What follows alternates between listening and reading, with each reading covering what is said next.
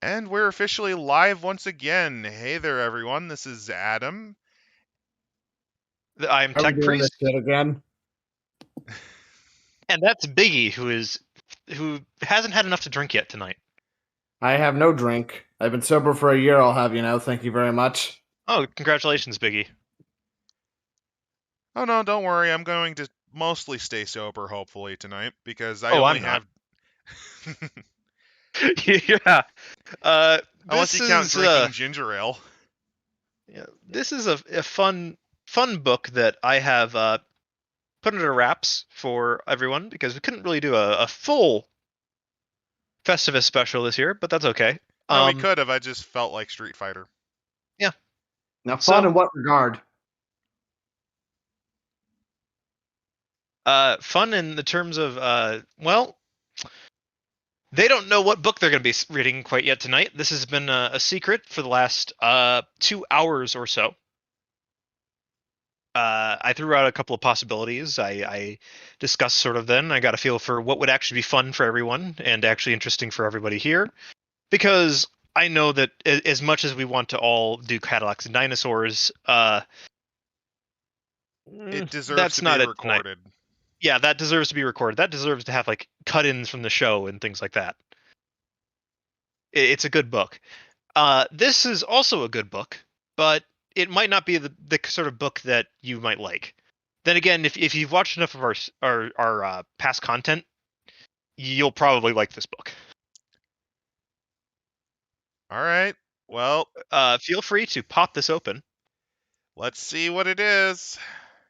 Open your presents, and then we'll begin the airing of grievances. Oh, Oh my thank god, God. the Gnosis ascends. Oh my god, this is a Fire Emblem book. It's just like Fire Emblem The Three Houses. This is a Oh, right. thank God it's Mummy. Now let me get it open in a proper format that I can work with here. Yeah. So this is Sothis Ascends, which is a very interesting book from a very interesting game line that I feel fits the new year quite well, actually. And for those of Um, you who are with us, i.e., none of you, and I don't blame you, it's New Year's Eve. Anyone watching this with us, well, it's nice having you with us here, but I don't blame y'all. yeah, like this is one of those things where it's like, well, if you're not watching this in real time, it's totally fine. Sothis Ascends. Oh man, I'm very pleasantly surprised because, well, We talked a little bit about this before. a We few we of the off camera candidates, and a few of the candidates for the secret books, and well, one of them was Sothis Ascends, which, if it's where I think it is, it means we're right at the end of the old dynasty of Egypt, but I'm not going to get into that until we actually read it proper. So let's just get yeah. into it. So first off, the intro fiction is actually very good. All the For this universe one, in the drop of ink. it's about a mummy who decides that what he is going to do is record all of history. Shall I write of Irem, I wonder? Shall I tell of the wonders and its splendors, and of its excesses and its graven horrors? What purpose such letters could possibly serve, I also wonder. Irem is long since vanished from the earth, and great Azar remains silent upon his blackened seat, contemplating mysteries unknown even to the wisest of Arisen. I scarcely remember those glorious and terrible days, even when my memories are clearest. They are as subtle as the whisper in the sandstorm, just as easily forgotten. So, This I know. I am called Antu-Hertap, once ascribed to the Shan of Tao, those holy priests of Duat. I am a keeper of the sacred word, and I have walked this world for 6,000 years. It's a it goes very into good their life. introduction. Yep, Yeah, he goes into his life. It goes into him being preserved. being preserved. It goes into him talking about the world as he's seen it, which I think is actually quite good. And it goes into like the sort of the things that a mummy character is going to have memory of, and that they're not going to show, and also the way that a mummy will remake itself every era that it rises. Yep. For He's always example, the a same. weak mortal emperor was slouching on a throne, and they fucking threw him to the vultures. Yeah. In those times I was Nebhakara and Meku and Shepsekaf. And so on. Like that as they rise again, they will take new names and take new roles, Yep, and or keep shed the them same just as role. readily. Yeah, and also like that he talks about how he traveled And saw that they were and no longer true. It was, as I suspect even today, that we were overproud in our pens, wrote the magnificence of our homeland atop the scroll of truth. I like the last paragraph here. Shape of the world has changed during Sothis' long descent. The last one, which is page 5 or 6. This is the last one that he talks about. This I know. I am called Dr. Yusuf Mustafa. I am a dealer in antiquarian texts. It is known that I am the man whom one must speak to find pages that no other can uncover. I have identification that shows me for who I am, the face this world is meant to see. It is magic, yes. A small card bears my name, written in the familiar letters of Rome, and the script unlocks all that which is mine, all across trackless miles of the globe. At long last, can it be that mortal men have rediscovered some of the great power that descended into slumber with the fading of Irem? That would be wondrous indeed, a fine omen under the light of Sothis' fourth rising since the dawn of the deathless. Perhaps a worthy heir to the vision of old may yet emerge, even against all the cynicism and skepticism of my fellow arisen, which understands that sorcery and science are one, indivisible. Perhaps my memories, the memories of all my kind, are not simply shadows of the fading past, but also premonitions of an age yet to come. May it be the will of the gods, or however much the world might bear of some such phenomena. Mustafa, PhD, Alexandria, Egypt. And I just realized something. Let me just quickly check something.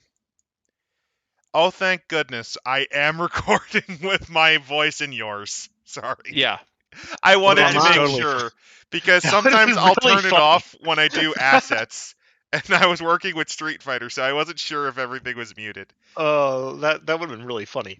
But But on the bright side, yeah, so this actually is making me learn something new because I've never actually read Mummy seriously. yes, I didn't know Y- they actually had identities as other creatures did. I thought they yeah, just yeah. literally worked from the shadows. They put on false faces all the time. Like you can have a cult, but like if you have a cult and you're the CEO of that cult, you still got to have an identity behind that, right? Fair enough. I So just never thought of it like that. yeah, it's hard to sometimes think in the same way that a mummy might. And I actually quite like the second edition because it goes into like the things that a mummy might encounter and other the characters that might interact with a mummy because you are immortal. You are basically indestructible. But your will is not fully your own, and only around the times of the Sothic turn will you awaken and be fully free. And this is the four Sothic turns that have happened. The last one was in 2012. Uh, a Sothic turn is basically how the Mayans counted their long count calendar as well. Which is a It's little funny roughly because they never had a mummification ritual history. yeah, it's like over 1,000 year period that it takes for Sothis to complete a cycle. Or basically Sirius.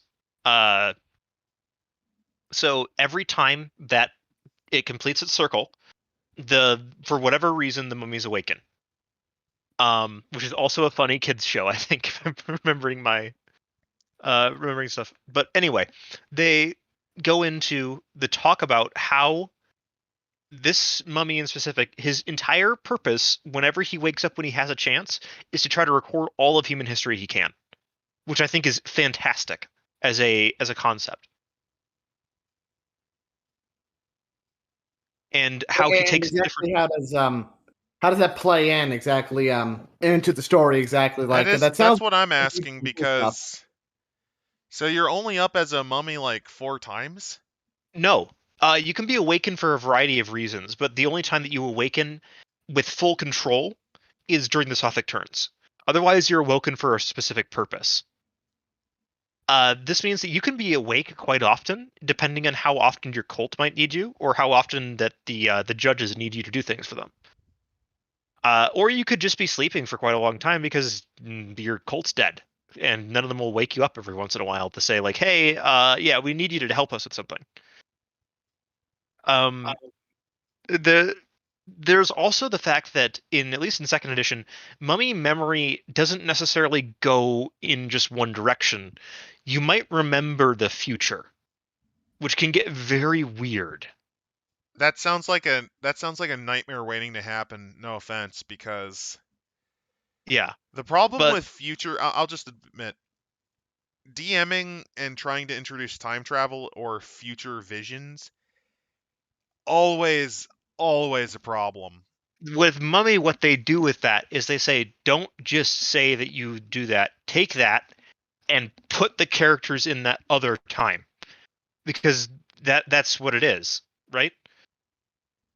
You can do that. You can also ignore that if you want to. It's one of the nice things about mummy. You are constantly fighting for bits of memory. So while you might remember something from the future, it might not even be the right thing that you are remembering. They make that point that you might be remembering false if it's future knowledge, and even past knowledge sometimes. Okay, that's So a where little exactly does better. the false memories come from exactly? That's the thing. They're not sure. Like the ritual itself that was done to the mummies was very complicated and meant to make them immortal servants, but it worked. They're immortal It partially and they're worked. servants, but there's small issues. But at the same time, mummies are functionally immortal. When the heat death of the universe happens, there will still be mummies rising again to slowly descend into nothing. That sounds fun. Yeah. Now, one of the things about that is that there are characters that want to, of course, escape the cycle, and that is the section for the last 50 pages of this, which is a part of a chronicle that was made to help a new GM design mummy and understand how you could actually storytell mummy, which includes swapping between time periods, character goals, and a character known as the heretic, who is quite important in the overall concept of mummy, who is supposedly the mummy that actually escaped the cycle. Okay, you're going into that, but when you mentioned the time periods, I think that would be how you did future memories. Yes, that is how you would do That future would be one memories. of two. The other, and this is one I've always been a fan of. I mean, it's more Greek inspired than anything else, but the future's yet to be weaved. Yes, the fates have indeed spun the web, but they haven't put it into the tapestry yet. Or That thread can change no matter just it could be weaved differently. It could be put in a different spot. yeah, that's one of the other ones. Or another good one that I've seen is that you might be looking at a different reality. In the Um, immortal words of Terminator 2, fate is what you make for yourself. yeah.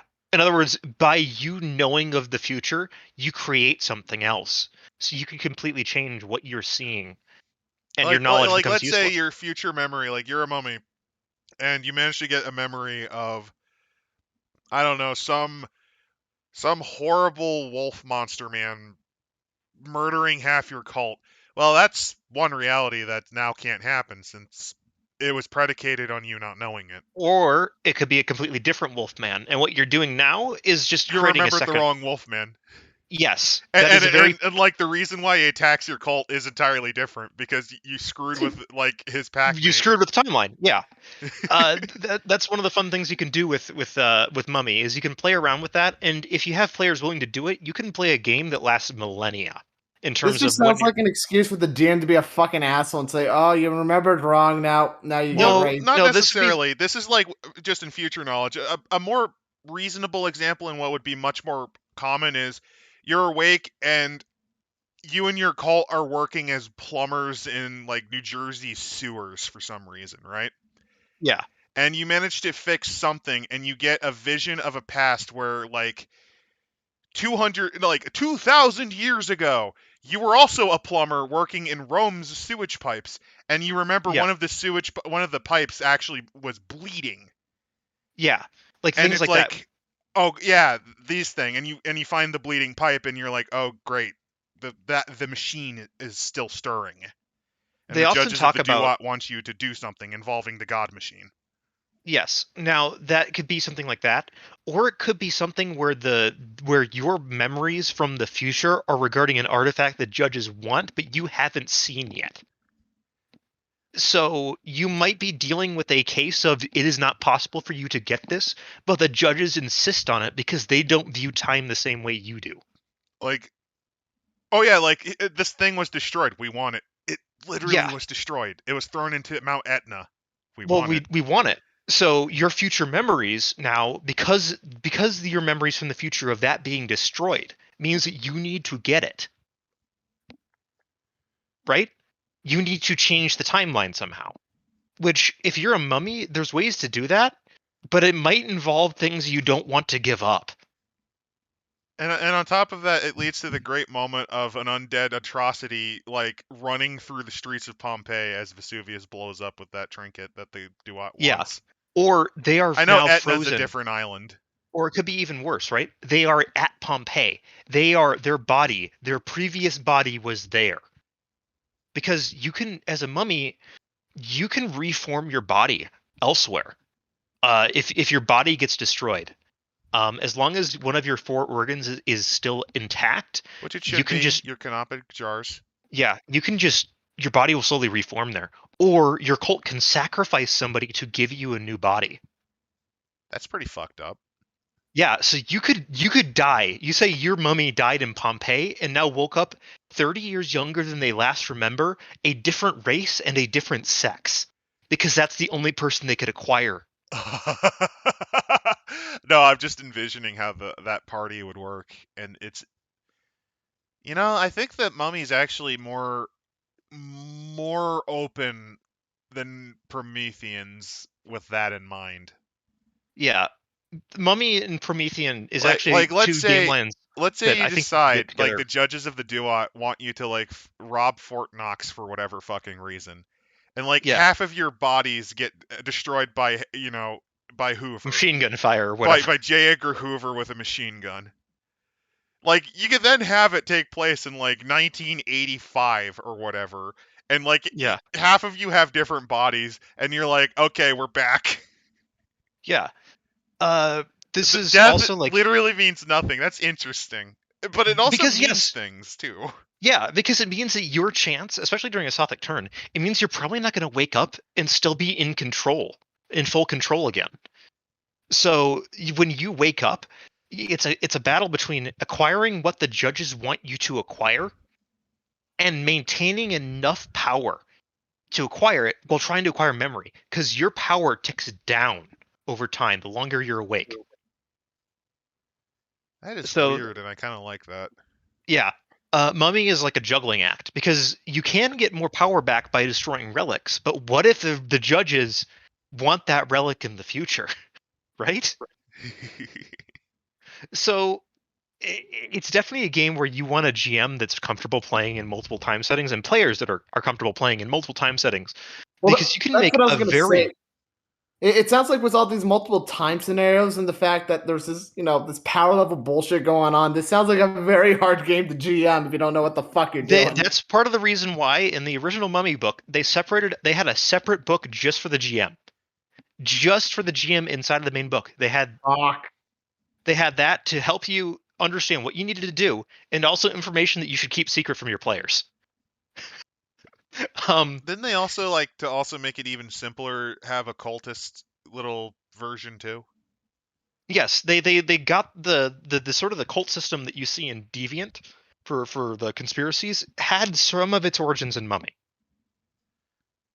Because Mummy wanted to represent like all the different kinds of cults you could have, which included like a pyramid. Yeah, no, I meant like you play as a cultist though. Oh yeah, there is that is a very much a Like, possibility. as a simpler way to do it. Yeah, you could have a game where you have a group where you all make a mummy, where you all agree to make a certain mummy, and then you all make a cultist, and then you just hand around the mummy to somebody else every game.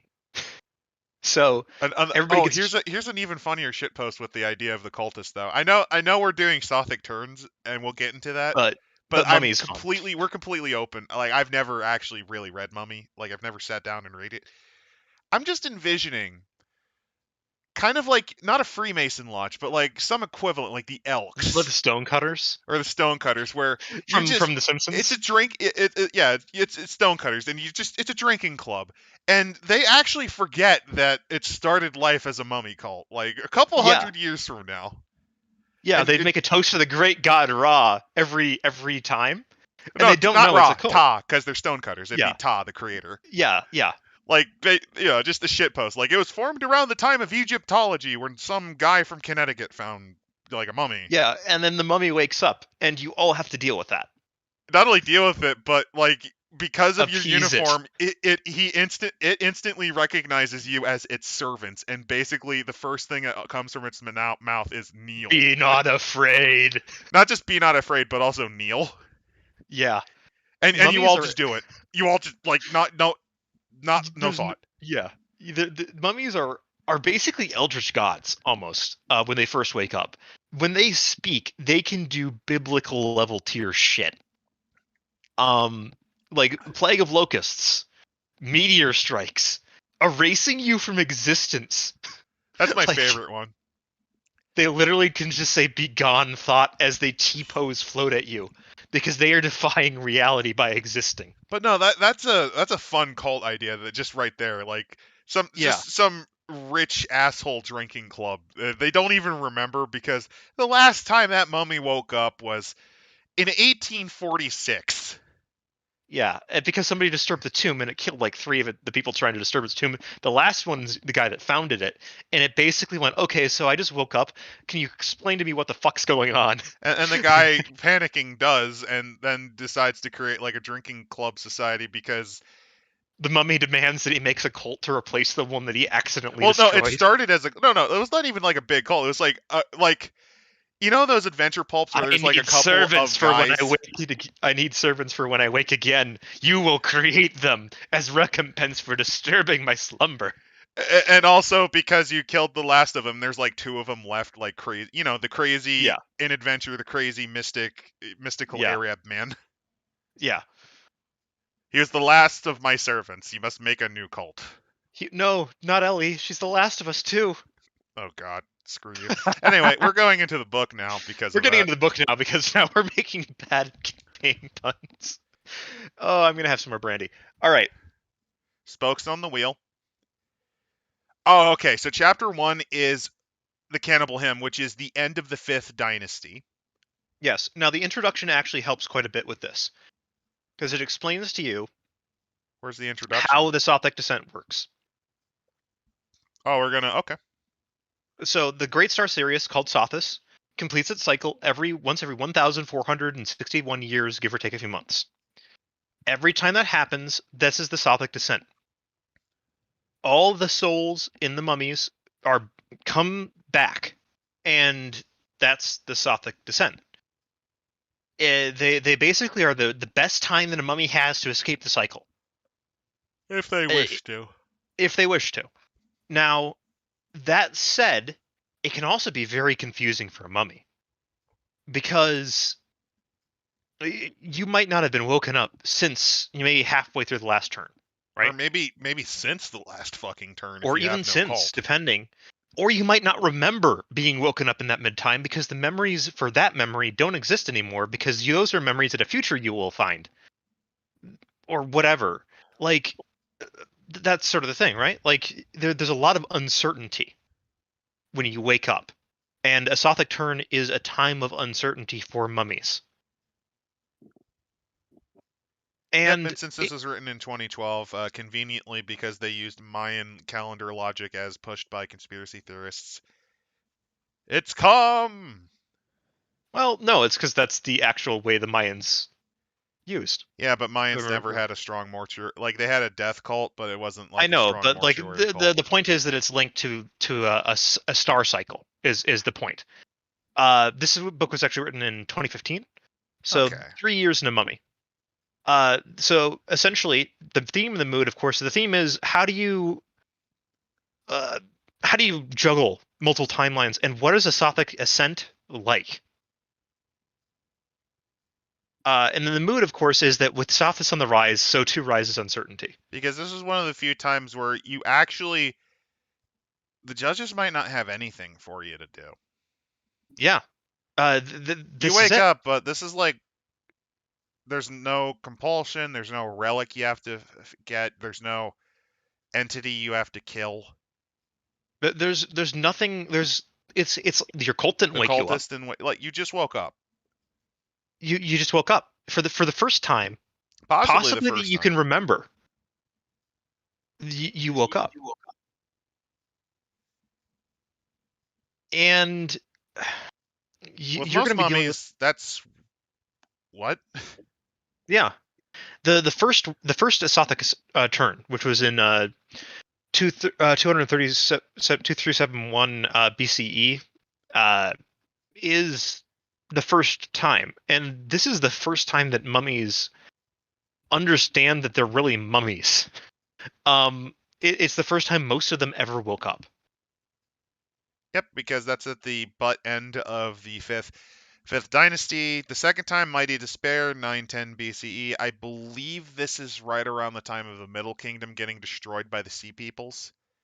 This is after that. The Sea Peoples are about 200 years early. Okay, so it's after that. It's around the time I believe of the New Kingdom appearing, and it's also around the time of the Judges of Israel. It is. It is exactly during the time of the Judges of Israel. There actually is a statted out judge of Israel in the book. That's actually awesome. They also mention the a few other things. For example, they right after the plague of Justinian's the Third. yes, and the start of the rise of Islam, and also then Oh reinventing the no, wheel, Islam which gives isn't quite there yet. you'd probably be awake long enough to start to see it. Yeah. So that's kind of what they're talking about here. They also have, as they talk about that, this is the third and final act for their in-house storyline at the end here. We're probably not going to cover that because it's something that if you're going to play it, I'd read the full thing. Oh, This is the just a Pearl piece of of it. Ascent. Oh yeah, it's part 3. We're not gonna read that. The Death of Avarice Chronicle, yeah. We're not reading this. Sorry guys. It's just we'd have to read part 1 and 2. Yeah, for you to understand what's going on. And then here comes the first other bit of art in this book. Yep, mummy staring at a hand. Ah, yes, I know of you. Actually, Nom nom because nom they nom nom nom. mentioned that, yeah. Because they Yes, mentioned Cannibal Hymn. This might be it. Unas. This is the Unas one. No, this It might be Unas is. himself because It could one of be. his funerary. There was a passage on his because the Fifth Dynasty was known for doing funerary hymns. It was the first dynasty to actually do like songs and poetry about the dead. And it was proclaimed when he would come back a riding a chariot of fire and eating both men and gods before him. So that might be Unas himself as an Arisen. Or an Arisen who disguised himself as Unas. Or Unas eating an Arisen. We'll get to that. So, Cannibal Hymn. A god who lives Yeah. on his fathers, who feeds on his mothers. Unas is the bull of heaven who rages in his heart, who lives on the being of every god, who eats their entrails when they come, their bodies full of magic from the Isle of Flame. If you haven't ever read the Cannibal Hymn, I do recommend looking it up. It's a bit of a trip.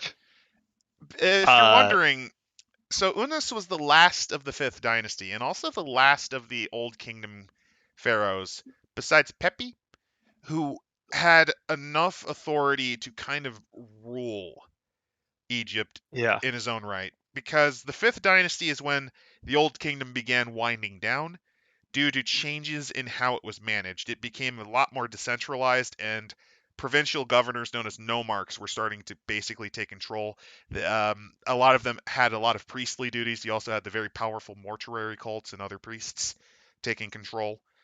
So the Yeah. pharaoh was rapidly losing a lot of influence because of this. Also, fun fact: during the Fifth Dynasty, I believe that's some of the first time the pharaohs themselves appeared before commoners. Until Yes. then, they mostly stayed in their palace in Memphis. It's also important to note that this is very firmly Bronze Age.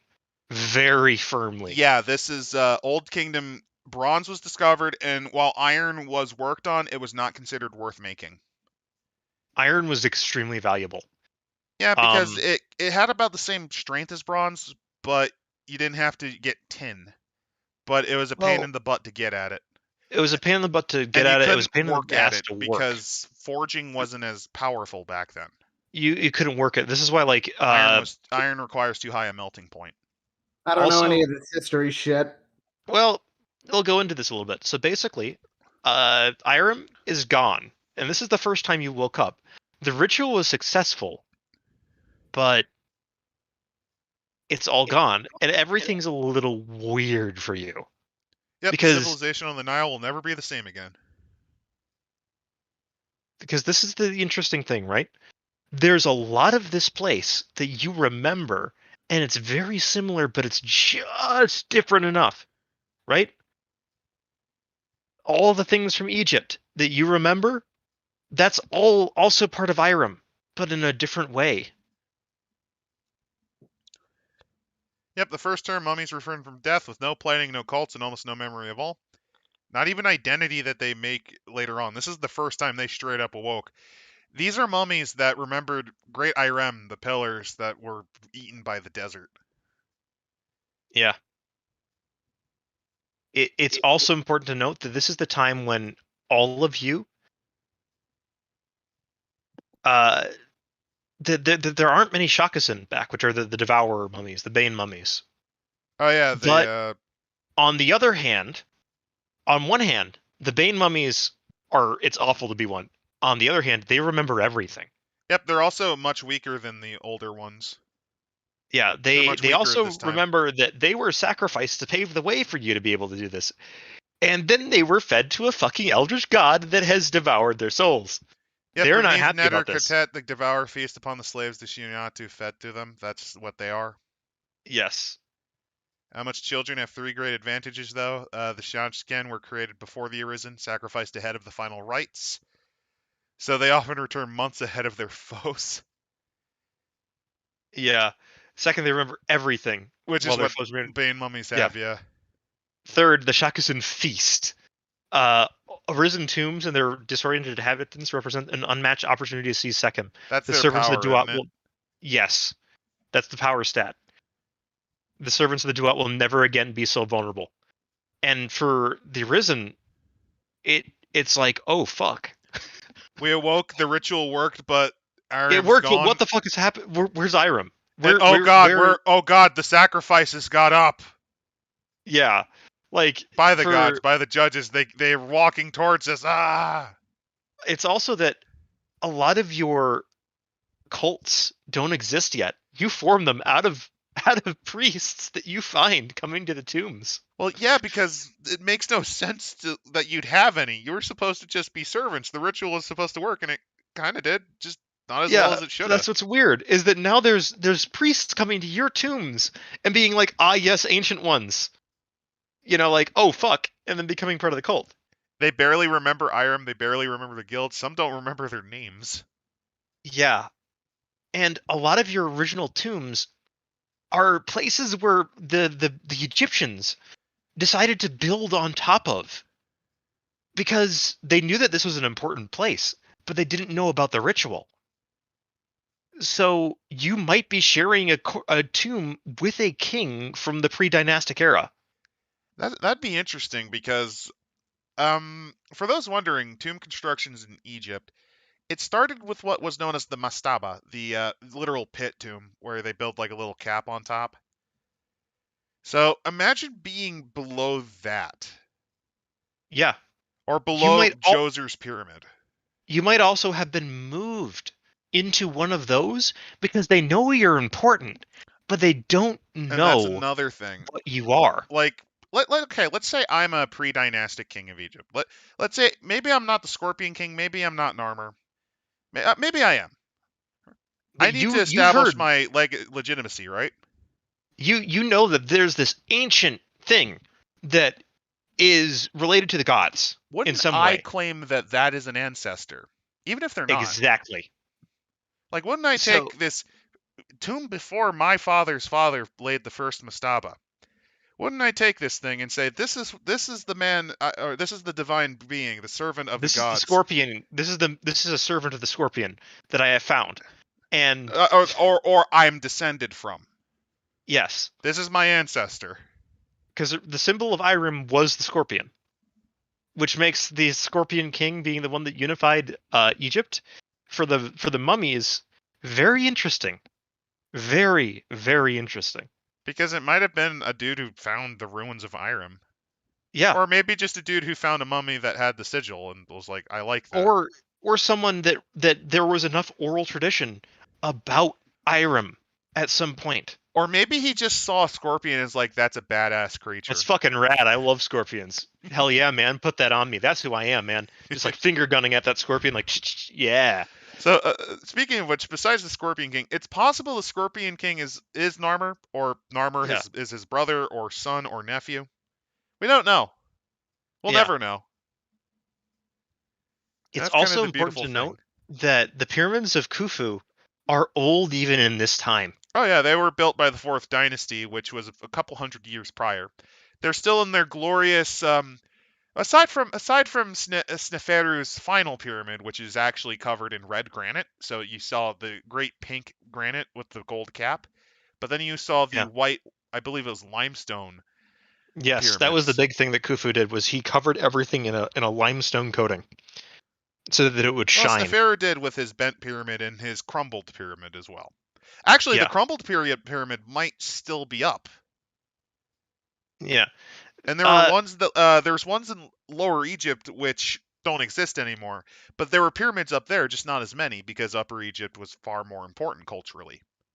Yeah, and by the way, when we're talking Upper and Lower Egypt, we're talking in respect to the Nile. Lower Egypt is the northern part because it is the closest to sea level. Upper is near Sudan, Nubia. It's the high level. Yeah, because rivers flow down. It can, it can be a little hard to get that into your head that the Egyptians saw. I keep forgetting that too. So yeah, that the Egyptians saw the world in a completely different way than we did. The other thing to remember with this is that the solar religion is the most powerful right now. But this is also the start. Yes. This is also the start when the Osiris cult really starts to take over as well. The very ass end of the Fifth Dynasty. So let me get into this. They imply that the mummies might have had something to do with that. So anyway, I was going to say, for those of you who are curious, in Old Kingdom, actually the original chief of the gods was Ptah, the creator god, the designer of things, the inventor of things. I'm not even kidding. The original founders of Memphis, and maybe not necessarily Narmer himself, but a lot of the pharaohs venerated Ptah foremost, alongside with Horus, Osiris, Set, and a variety of other gods that they either absorbed from other peoples or just incorporated when they encountered scenarios. The Fifth Dynasty is unique in that rather than venerate Ptah or Horus was very popular. In fact, actually, the original term rather than pharaoh was they called themselves Horuses. Yes. So Horus was the chief god alongside Ptah. Memphis was Ptah, but like the actual kings was Horus. Anyway, yes. Fifth Dynasty is unique in that they rejected the Horus label because its founder, from what I can understand, was a priest of Ra, the sun god. So he forcibly changed it from Horus to Ra being the foremost god. And his descendants and heirs did this until near the end of the Fifth Dynasty. There was a period of time where their pharaohs died before they could even get a tomb, because they didn't even live that long. And they were running out of actually building elaborate tombs. Like the Fifth Dynasty, they actually started to scale down either on pyramids and going back to like mastabas or like step pyramids. Like they were downgrading because they just couldn't invest the time or money. And that's when Osiris's mortuary cult became very popular, because there were more pharaohs then, and it was getting more powerful. So putting your first mummy campaign around this time makes a lot of sense. This is the time where the mortuary cults were gaining a lot of power, and Egypt was right about to fall fucking apart into the first intermediary period. Yes, it's also important to note that this is a very different time for mummies. They make a talk about how it's different. You begin the first turn with no utterances, no cult, no official guild membership. Yep. Memory 1, you don't have... So some of your most powerful tools are not available. So where's this? Have to find Memories of long ago? First turn characters. Oh, here we go. Yeah, the events of this term, in this case, you can run it as an easier mode or even hard mode. Yeah. I'd say the first turn's probably hardest mode. Yeah, that's what they talk about. Is you can also use this as a flashback to like, you think things are bad now? Oh boy, buddy, you remember when it being first worse. Woke up? Yeah, hey, you remember that time when like your arm got eaten by a Bane mummy? Oh, now you remember that. We're going back to the good old days. No, hey, remember when you woke up as a Bane mummy was eating one of your canopic jars? Yeah, fun times. And a priest And was screaming from as he's dying too. The it, local priest who you don't recognize. He's just some asshole who's in a garb you kind of recognize, but not quite. Gurgling on the floor. God, that's amazing. yeah, it's also important to note that this is a time when you would have probably met almost all the other mummies still walking, because you're in a very small area, comparatively speaking. You're all in this area of like Egypt and Nubia. That's where Irem's core empire was. So that's where you would be. Okay, so this one's a bit wrong, but from the point of view of the mummies, I can believe them to get it wrong. So the mummies, they venerate Azar as the lord of the underworld, and he was the chief deity. They think that Re or Ra is the death god, and that's not really the case. Ra is the sun god, confusing him Uh, with Osiris there. yeah, that's why they look at it. They're like, he has to be the death god, right? Because that's the thing. And they talk about all this too, where they talk about how Azar is actually Osiris. That's the chief god of the Arisen, which makes Ah, which makes sense. That's why they're like, you say that, why but is that doesn't make sense because Osiris was among the original pantheon anyway. So yeah, that's what they're saying. Like, why was there why because they don't why realize the name is got changed. Osiris not the main god? Well, they don't know that his name got changed. That's why they're confused. They're like, oh, Azar? Where's Azar? Azar doesn't exist to them. It's fucking Osiris. Uh, it's very weird to them, and he's different than how they remembered him as well. So it's like, oh, Now I'm curious on whether or not Set was either more evil or less evil in Irem. it's actually quite interesting when we get into it, because the creature of Set is actually very important to the Arisen. That makes sense For because the thing is, with each dynasty of Egypt, Set kind of always had evil connotations because he was a war god alongside Horus, but he was also the god representing the desert. yes, he was the god of the thing we don't want around here. Please So go. there was always a bad element to him, but he kept getting villainized worse and worse with each dynasty.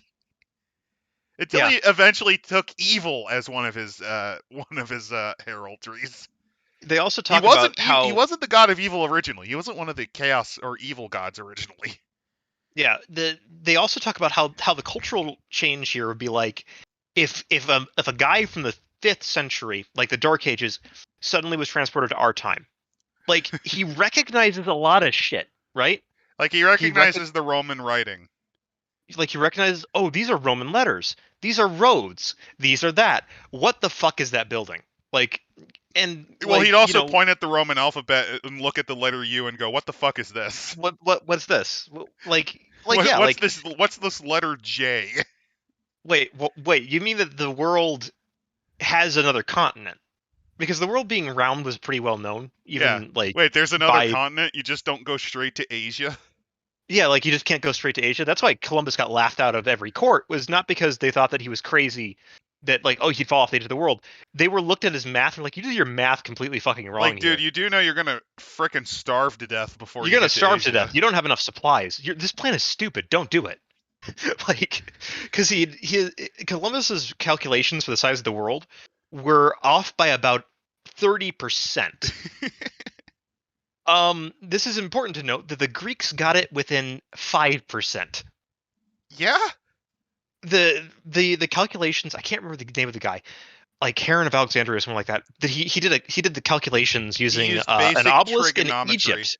Yeah, he used an obelisk in Egypt and an obelisk elsewhere further up from Egypt, that he knew the distance between the two. Oh no, And then no, he it wasn't had the obelisks. Actually, it's even stupider than that. oh, please tell me. He noticed his shadow, and he remembered a while back when he went to Yeah, Alexandria, yeah, his shadow was it was different. the shadow So of the obelisk. he asked his friend, "Hey, can you go down to like a city Memphis, I in think he said. no south of Memphis? It's like Abydos or something. Yeah, It's like Abdos or not Axum, but like right near the Yeah, butt end of Lower Egypt.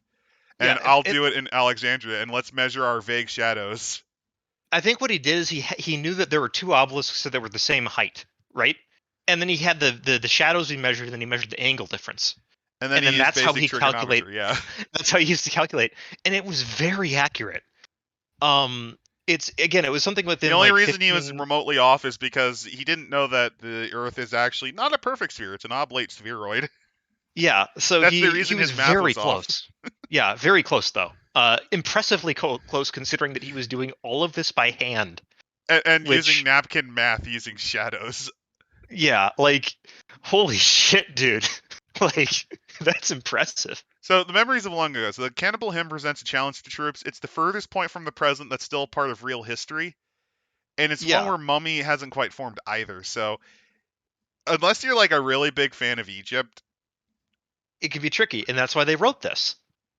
yeah, because like when people think of Egypt, they just kind of mash stuff together. Yeah, to put in perspective, the time between us and Cleopatra is roughly the time between Cleopatra and the pyramids. When Rome gazed upon the pyramid, what was it?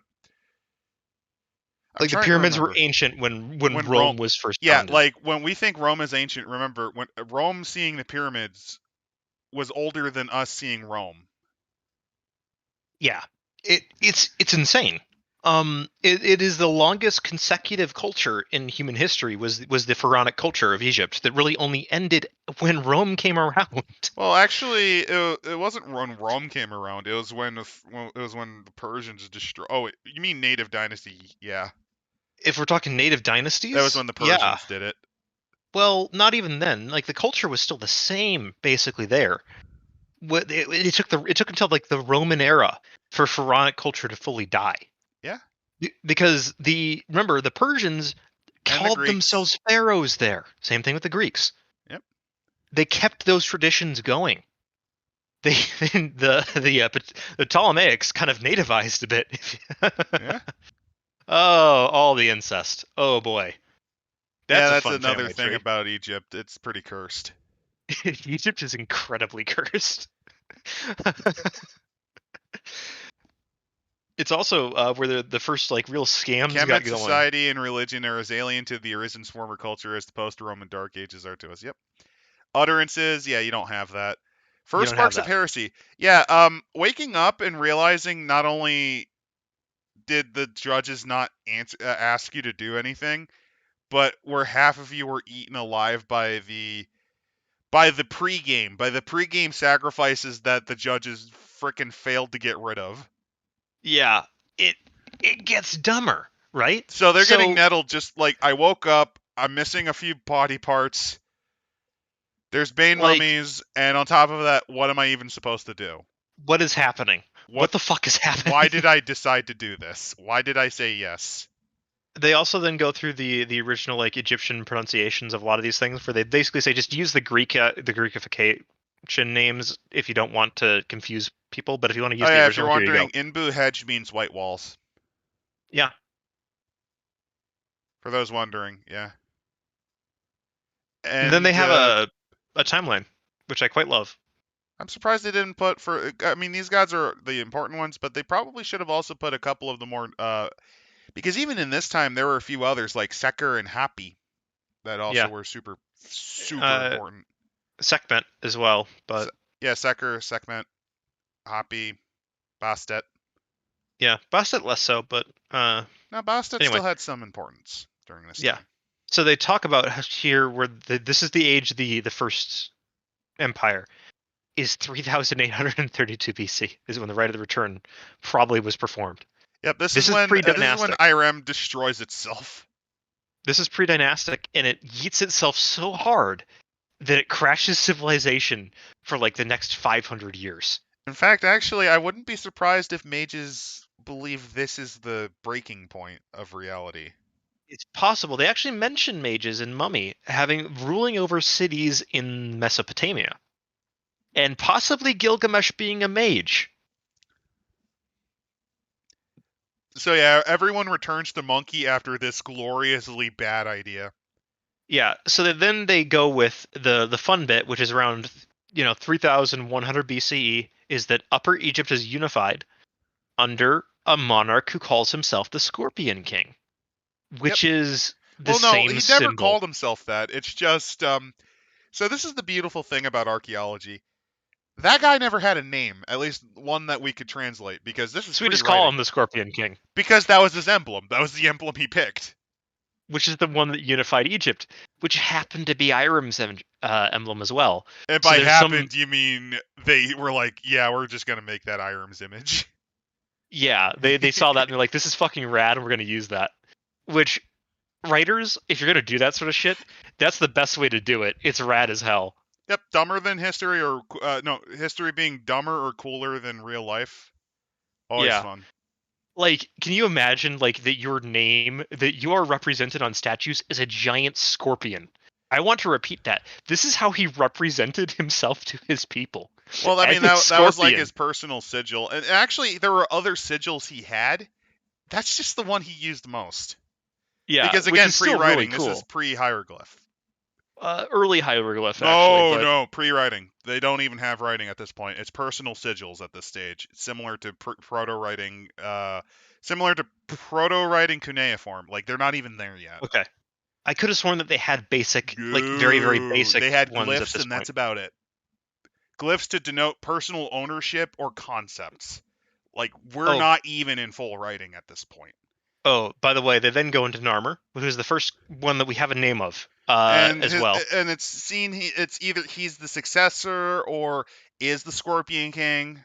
We're not sure. Could be his brother, could be his son, could be his father. We don't know. Also, the We fun know that thing they're is related. Narmer's name. That's not even his name. That's just like two symbols that they fuse together, and that's kind of like that's his personal title. That's his personal. That's the symbols that he used, which were the hieroglyphic. Translates in hieroglyphic to Narmer. Yeah, so we just call him Narmer. He becomes arguably the first king of United Egypt. I mean, technically the Scorpion united them, but upon his death, it split again. Yeah. He's also the one that first builds like the start of Memphis. Oh no, Memphis was Innu-hedged, or Memphis was partially there to begin with, but it was invested as the new capital because Narmer made perfect sense here. It makes the most sense where at the borders of Upper and Lower Egypt to have your capital.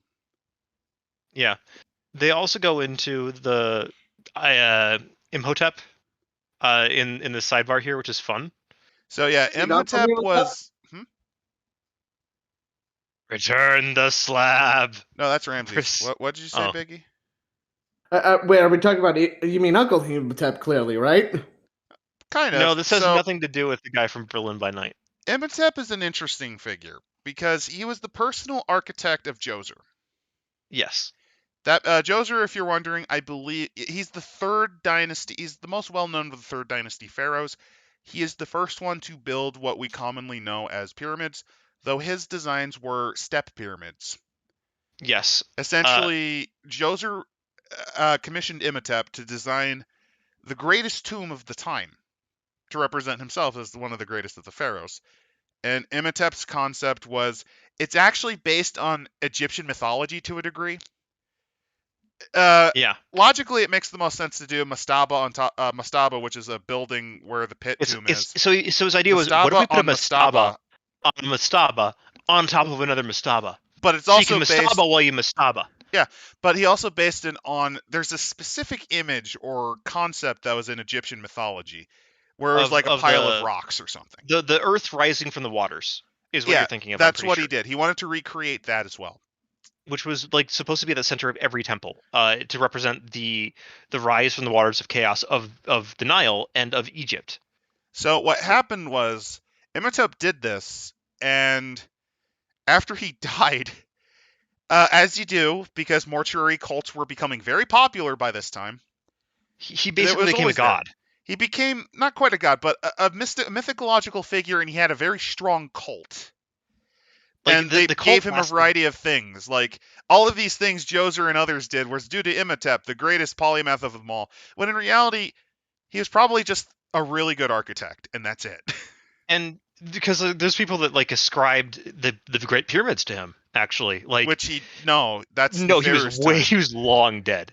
But the point being that Imhotep as a person was very important culturally, and Oh yeah, he was also seen as a doctor when in reality there's no documentation ever in the period he was from yeah, it's about him also being important to medical. note that his name was placed nearby that of the king, which to give you an idea of that is insane for this time It's period. one of the greatest. Like you don't ever see that. Like to give you an idea, I don't. It's not Sneferu. It's Meningtokten or something like that. There's another pharaoh in the fourth dynasty who actually built a small pyramid to his own wife, which was seen as insane. Yeah, Like because tombs was reserved for pharaohs, and not even the servants. The servants were killed to serve him in death. they stopped that around the end of the second dynasty. Yeah, But the second. In fact, actually, that's part of the reason the later dynasties actually tried to use that as an excuse, when in reality, it's more that it made more sense just to create the little clay workers. I forget yeah, their that was names. later on. Actually what they did instead is they just drew people on the walls because that was the same thing, and then they Same later with the added in names. the clay Actually, sacrifice. yeah, Yes. there's a pharaoh, I believe, in the third dynasty. It wasn't Djoser, it was one of the other guys who came up with the idea because he was terrified over the concept, because this is when they started to damnatio memoriae certain Yeah. second dynasty pharaohs. That's basically super death, ultra death, second death, complete oblivion if you do that.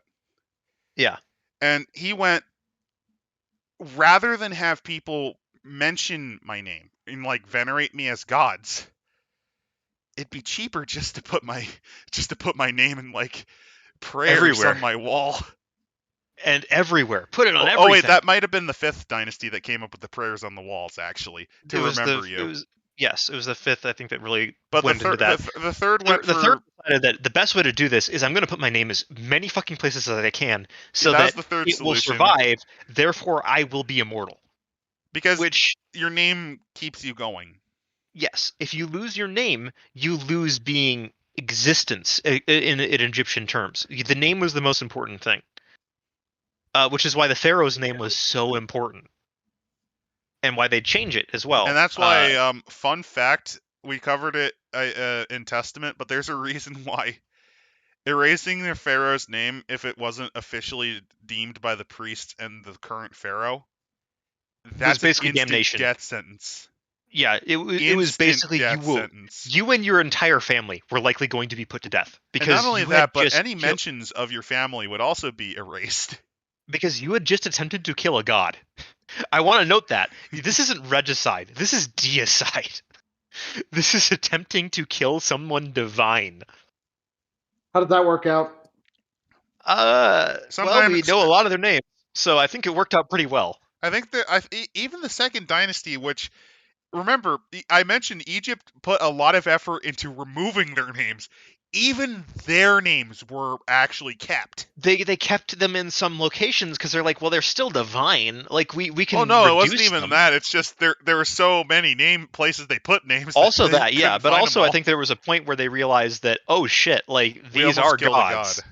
We might have killed a god, and that's not going There to might look have been a good when pharaoh we go back in. that they actually got rid of completely, and they were like, "We made a There might be. mistake. They We were like, made a "This mistake." we made a mistake.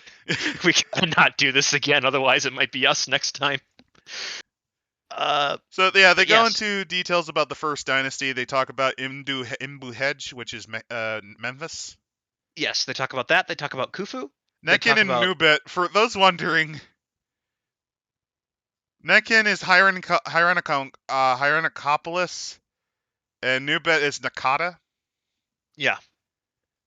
I don't know why There's also they're using the old Egyptian terms, which I think because they'd never encountered the Greeks at this point. That's probably why. I think it's just that they assume that you can just use the helpful guide. That also is probably part of it. Also, it's important to note that like I forgot about Teddy. Yep. King Ka, the last of the first dynasty, dies. The second dynasty begins. The kings turn away from Abju's priesthood and bury their dead in Memphis's necropolis instead. They don't talk about the second dynasty a lot, which makes sense. Yeah, they then talk about, of course, the Cult of Re. Yeah.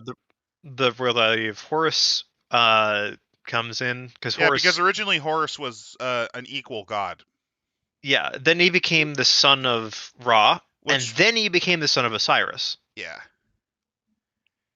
It's also important to note that they then go down, and I like this where they talk about uh, the nation of Kemet. So we're going to start the lower Egypt Yep, and Kemet sorry, the upper Black Egypt. Land. Apologies. This is just a period of time I'm really am in love with. So It's quite fun. It's also important to note that there are some areas of Egypt that are basically just 10 miles wide. You could oh yeah, walk across from one area of Egypt to the other, and on either side is empty desert. The only thing I know is allegedly the Nile River is like 4,000 miles long, from what I understand. it's super It's long. Yeah. very long, yeah. The Greeks will call it the Nile, but to the people of Kemet, it's merely the river. Didn't need any other name.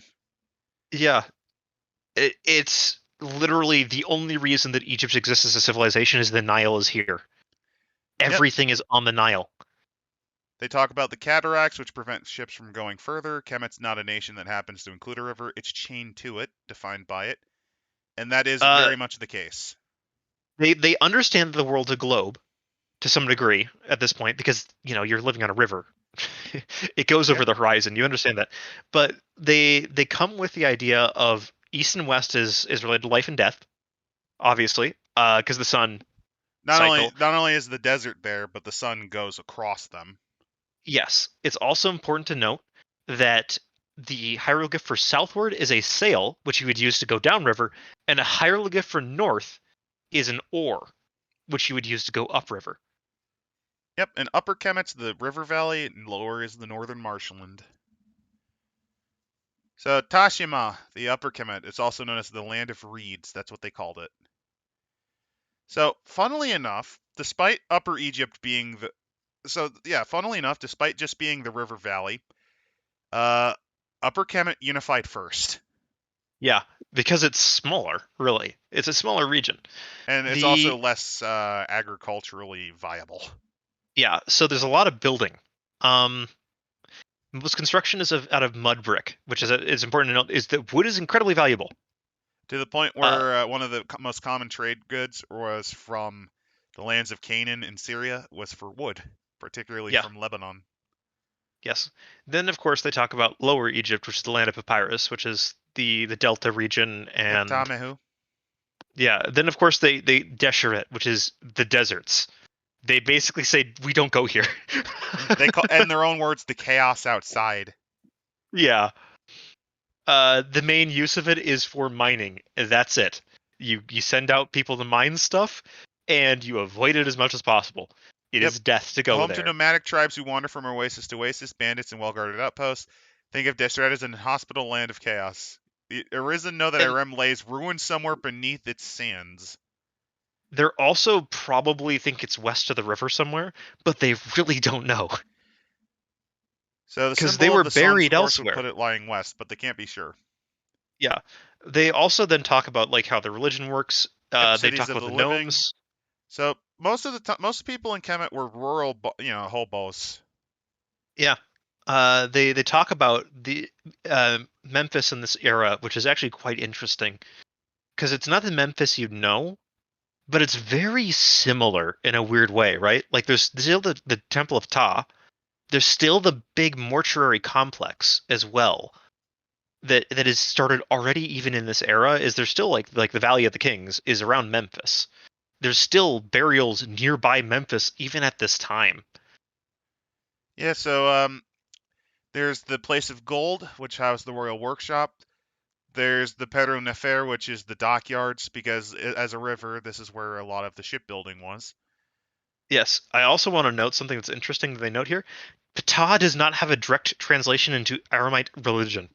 He's just there. And for the mummies, they're wondering if he's a representation of the guilds they once belonged to. It just goes into detail about Memphis and what it was like. Yeah, it's very good. And then they talk about the Sphinx, which I quite like. Ah, yes, this is just something Khufu made, or Khafre. No, it wasn't Khufu. It was Khafre. Because what happened was he realized he couldn't quite. I think I attributed it to Khufu. He had a dream. I was wrong. he had a dream that there was like a sphinx or sentinel something or there a that he had to watcher. put there. Yeah, and so he built it. Its purpose was Because to watch over the dead and to deter robbers. And I accidentally attributed him to Khufu. No, Khafre built him, and Khafre actually built the second largest and I think more impressive of the pyramids of Giza. There's Yeah. three. There's three. He built the second largest, which, if I remember right, had more details put into it, and also the largest of the necropoli underneath. Yeah. Also, the thing to remember is that the Sphinx is actually a monster you can fight in Mummy. It's a major monster, and it's not very fun to fight. Oh, you think that's terrible? Do you want to know something hilarious? What? Do you want to know what the highest challenge rating monster in Dungeons and Dragons is? Turesk? The actual fucking Sphinx. The actual You're fucking statue. kidding me. Challenge rating 100. You're kidding me. No. What book is that in? I have no clue, but I remember the Diopsid one day showing me this horrible fucking atrocity. Basically, every hit was a guaranteed death because of how many damage dice it had.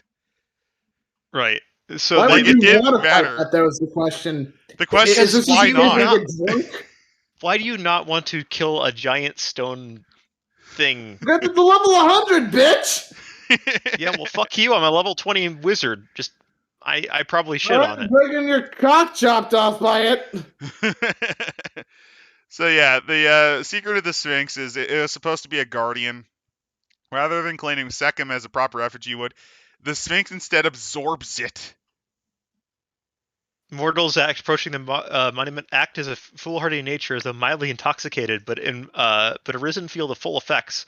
Staying within sight of the Sphinx at sundown provokes an immediate roll on your descent. In other words, you start losing Sechem.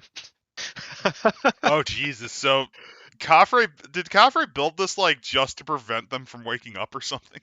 If you're within a mile of the Sphinx, it's possible, is what they mentioned. They're not really sure. It's possible once you discover utterances, they just simply flat out do not work around the Sphinx. Just Maybe the within a Sphinx mile. was designed to screw over Bane mummies. Who knows? This bizarre curse remains in effect to even the modern day. So have fun, butthole. And if you solve this, it will eat the memory that you solved it. You would have to they can't resolve it remember. every time, or you would have to record it somewhere.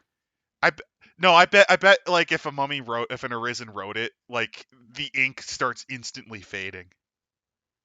That would be really rad. Anyway, right. So they talk about how the squat tombs, the tombs of the earlier around. kings, yep. Yeah, they talk about how the early tombs really don't host many mummies, but they eventually start to. The Great Pyramids of the 4th Dynasty. I like how they mention that. More modest pyramids of the last century. They, of course, talk about the start of Anubis as well in Abju.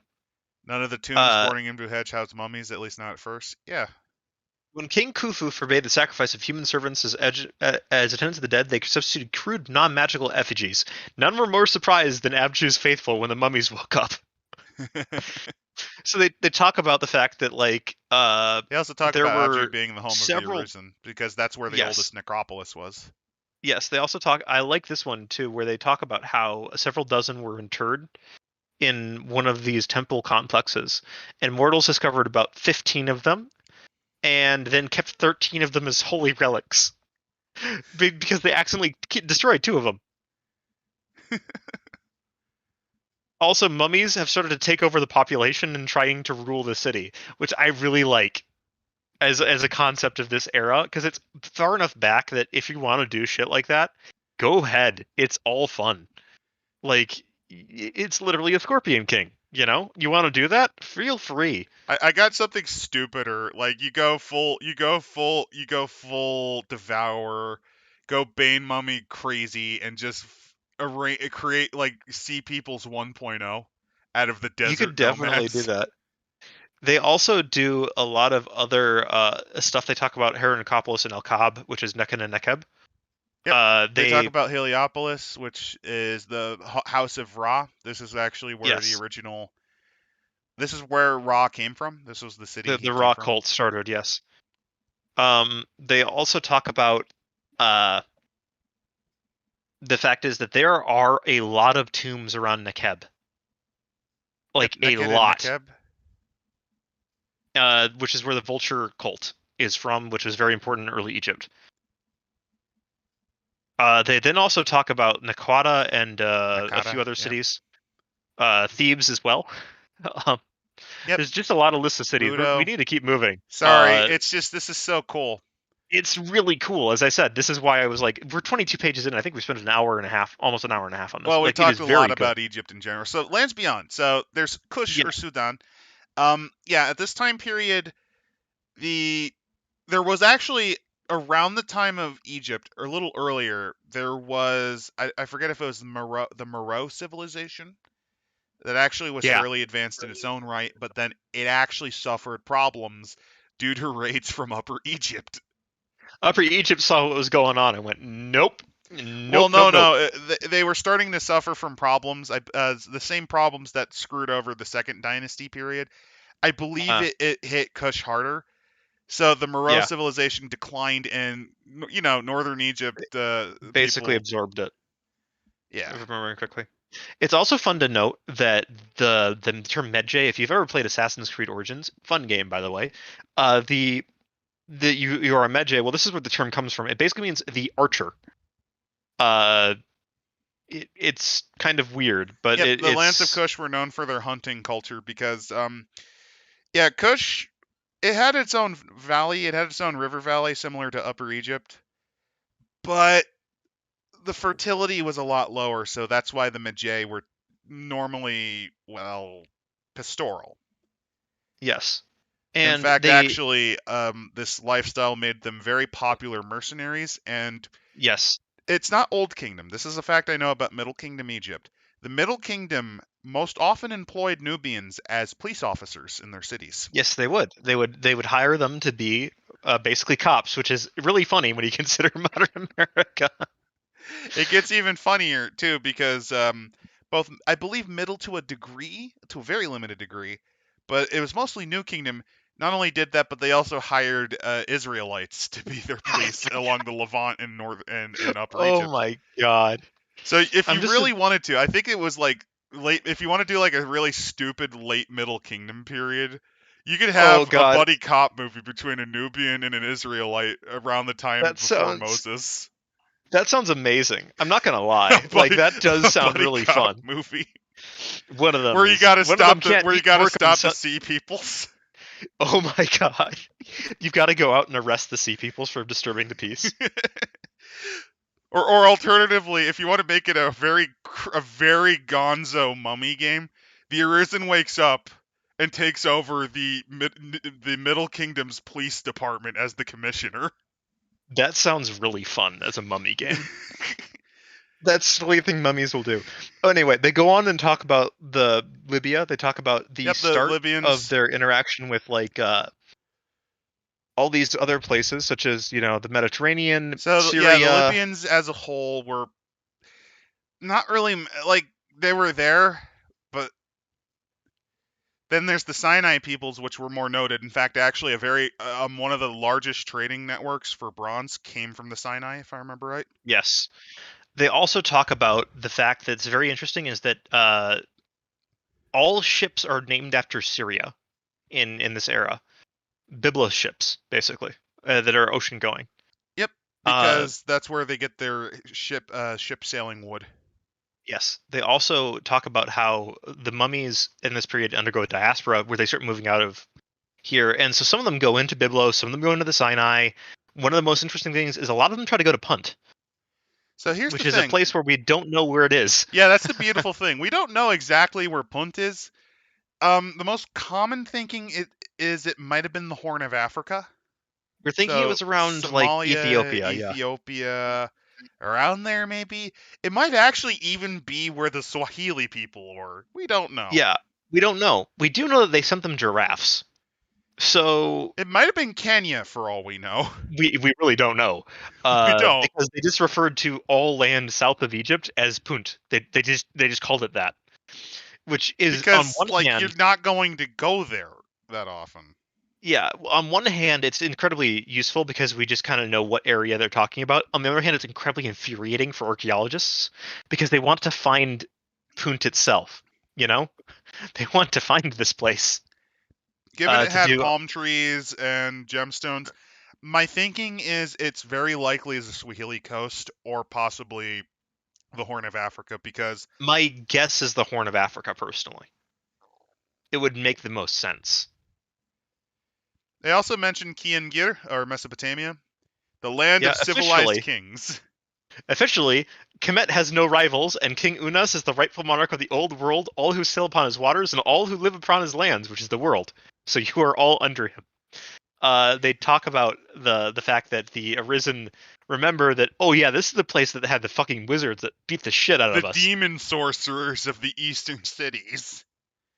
Yeah, Oh yeah, these are the ones that communicate with demons. yeah, totally. Because remember, Irem in the lore is the first to get to iron, and they use it to conquer an empire. And then they fucking collapse because of blood magic. So, fun. So they mentioned Uruk, which fun fact that Uruk is commonly believed to be the if Abraham existed as a person, he hailed from not Uruk but which was in Which is a which is in Uruk because Uruk is the term for Iraq. yeah. They talk about a few other bits here. They Yep, the they living. mention that Sargon of Akkad, the based one, not the very cringe one of the modern era, Yeah, not will Carl of Applebee's. We're talking about the one that actually gave the Moses myth its original origins. Because yes. Moses being found in reeds, that's actually Sargon's birthday That's story. how Sargon justified the fact that he was probably like a minor palace official that got that killed his way to the top. That's his justification. On Yeah, one I hand, was in I was in reeds. yeah, I was totally nobly born. You can't prove that I wasn't Yeah, I was because you born don't know from who my another dad was. city. Yeah, I'm from Canada. You don't know where that is yet, I'm but the your king of girlfriend will be there Canada. for him in high school. I'm the king of I am the true-born king of Canada. Yeah. They then talk about how they refer to themselves, how they deal with the flood. They also make a point Oh yeah, that that's another thing. In Testament, they make a good point. Trying to interfere with the flood is also a death penalty. For those wondering. yeah, it's you can do irrigation work, but if you try to build a dam, they're gonna fucking murder you. Well, it depends on if you were ordered to. Yeah. Oh, also, Uh, another thing is one of the very first inventions, like actual machines that was designed, nilometer. yep. Basically, to measure the. It actually was designed to measure flood rates over the years to serve as like an almanac. It's also important to note that the other reason why they use Sirius is that the Egyptians themselves use Sirius to mark the new year. That makes sense. So that's part of the reason why Sothis is so important. They go into They marriage, also social standing. they mentioned that basically like the general thing is that there isn't really a religious ceremony. It's just that you're married now, you're living together. Yeah. There is not really a concept of legitimacy as well either. If you're not nobility, you're either married or you're not, and if they're married and you belong to one of them, you are the inheritor. There's also adoption is incredibly common as it has been throughout almost all ancient societies, where if Yep. there's somebody that you want to inherit, it's very common to just adopt them as your son. This is what happened, for example, to Augustus, or as he was known first, Gaius Octavius, who was a nephew of Caesar, who Caesar really liked because he was very intelligent, he was well spoken, he wasn't a complete fuck up. So Caesar, looking for a way to avoid having to possibly give out his dowry to either Pompey or someone else like that because they'd married his daughter, said, you know what I'm going to do is I'm going I'm to leaving it adopt all this to you, guy as my kid. son, which is incredibly important and also why Augustus by Had to fight a necessity had civil to war at the beginning. fight had to fight a civil war, and also why he had to kill Caesar's actual son with Cleopatra, Yeah.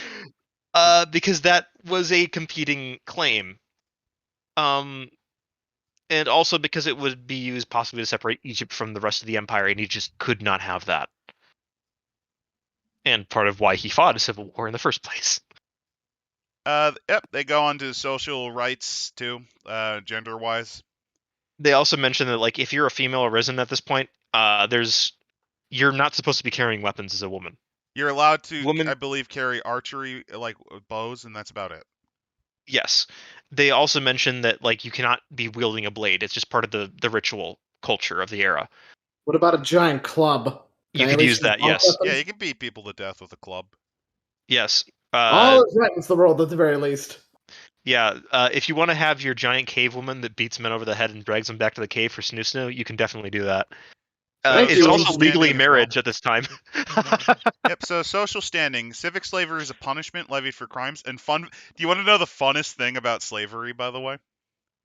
What? It was originally designed to be a more humane and rational method of dealing with your with your defeated. Because Yeah. before slavery, which Egypt was the first to kind of really create a system for it, Yeah. before then they just literally killed everyone because that's Yeah. mouths to feed. Yeah. And then One they of- one of- realized, well, we have a surplus of food. This is how slavery came about. We finally have a surplus of food thanks to us understanding the nature of the Nile and actually, but forming we need more agriculture. people to work so we can make more But surplus of food.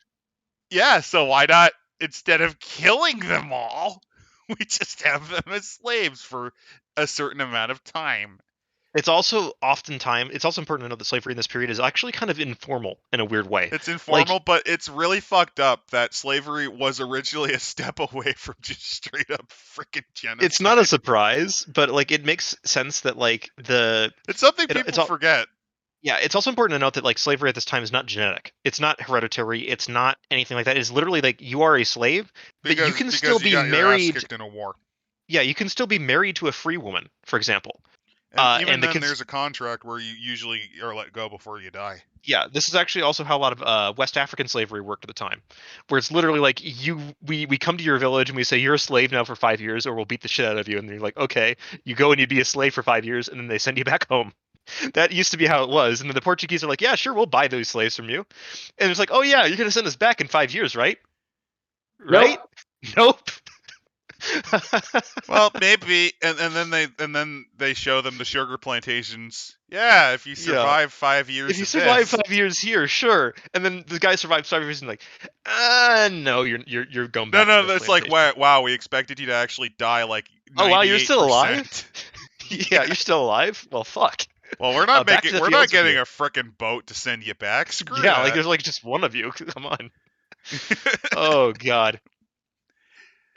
There's actually a letter. I love the book. If you have never read it, King Leopold's Ghost, where they talk about the early days of Portuguese slavery in the Congo, and how there's a Congolese king who's like, you guys enslaved like two of my grandchildren by promising to give them an education and bring them on the boat.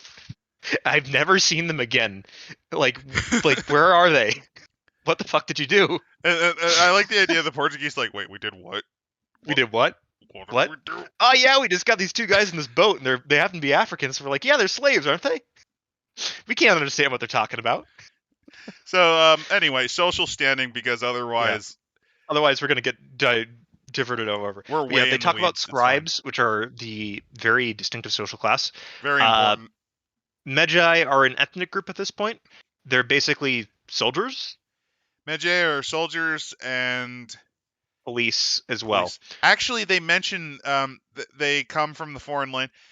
The Old Kingdom didn't just recruit Medjay, though. Yeah. But the way they did actually handle troops were similar. Troops were their own class anyway, and it just kind of transferred over to them. Yeah. They mention also that like they're much of the army at this time, which again, mercenaries basically. They're also a lot of them are very Nubian. So yeah, if because you wanted to, I mean, one of the easiest ways to get a reliable source of income / food was to just go up north with Egypt rather than the shit. No offense, but Meroe was a shithole during this time. yeah, The kingdoms of Kush were garbage at this time. I'm sorry. So you'd want to go up north to get paycheck there. And hey, the cool thing is you don't have to do any labor. Yeah, you're not a citizen, but you're protected under the rights of the laws by Pharaoh, and you don't have to do corvée labor. You don't have to help flood the Nile. yeah. You have to murder people, but that's fine. That's what you were doing down south originally anyway. Yeah, they then talk about like how the God King stuff is working and the guilds, and then they get into the religion of this era. Yep, nobilities. Those would be your priests and nomarchs. Sanctuaries as well. They then talk about like the solar temples, which are very interesting at this time period. Mortuary temples as well, and then they get into military technology where they give you a statistic for sling and for bows at And here this they are. period. Bow does strength. Range is special. Strength is special, and its size is special. Because it's Basically, equal because to the your bows strength. of this, yeah, the bows of this period are very much, well, they're self bows. You know, they're not And the very range is good based self on bows either. strength. Oh yeah, because if you're wondering, archery technology, while it's been around for thousands of years, in Egypt and a lot of places that did not really use composite materials, like your actual Mongolian composite bows, Just didn't have it access to was a very piece. good wood. It was just a piece of wood that you did then just run a string through. And oftentimes it's not even a very good piece of wood, especially in Egypt. Like wood is very important. You So saved like, wood for the Byblos ships. yeah. So instead you'd use slings. Yep, and sling. The best thing about slings are you literally just need a piece of leather, and it's You need a about as piece of good. leather and some river stones. And guess what the Nile has a lot of? River stones. Have fun. They go into religion, so yeah, they're solar temples. They're based around a solar obelisk instead of a cultic statue, and they're smaller. Another thing they just shouldn't mention is solar temples. Funnily enough, I forget why, but Egyptian temples are very claustrophobic and dark usually. There's two types of these. There's the claustrophobic and dark temples, which are based around, as I said, the symbolism of the water rising out, and then there's the solar temple, which is a Which is much more more open, open and there's structure. like open courtyards. Yes, And don't forget the temples from Indiana Jones when the where sun comes out. That's that's a a tomb, tomb, which actually they go into is which is that might be also a part of the mortuary temple temple. in a Yeah. way. Uh, they also mentioned that they talk about how like the nobility of Kemet become very interested in writing, possibly because of mummies and the weird things that mummies did to the people around them. So Fr- technology, they mentioned that to the Bronze Age. Irem raised the rivers people to the Bronze Age. Not frickin' didn't. They crashed into monkey. they got to iron and they went back to monkey. The But firing they had tent outside my bronze. They house. had What the do I idea of do? what bronze was, so I guess they were Bronze Age, whatever. The point though is that that farming is the most common thing. The most that color is not They a very grow common thing in Boulder. barley or flax for food. They drink barley beer, and they basically make flax clothing. They also mention that cats are not domesticated at this point. Oh no, yeah. Fish are only eaten by commoners because of religious reasons. And dogs Fish are live with dick Should we eaters. families get as into that pets. one, or should we just assume everybody's watched the Sudden Siege video? We're gonna briefly mention it. Cyrus's dick is missing. A fish ate it. Yeah. There you go. That's the The, reason. the possibility of eating another man's dick when you're having dinner is a great. Even though there's billions of fish in the Symbolically, world, you're eating the manhood of a god. It's not exactly something you want. I would figured if like you ate the flesh of a god, you would become as powerful. So No, the reason why is because it was a rotting piece of flesh of a dead god. And on top of that, you could argue that the fish swims in dirt. It's also this is where we put all the waste. So You know? yeah, dogs and cattle are your only real pets with names. They know of horses, but they'd never seen one. They really haven't seen any.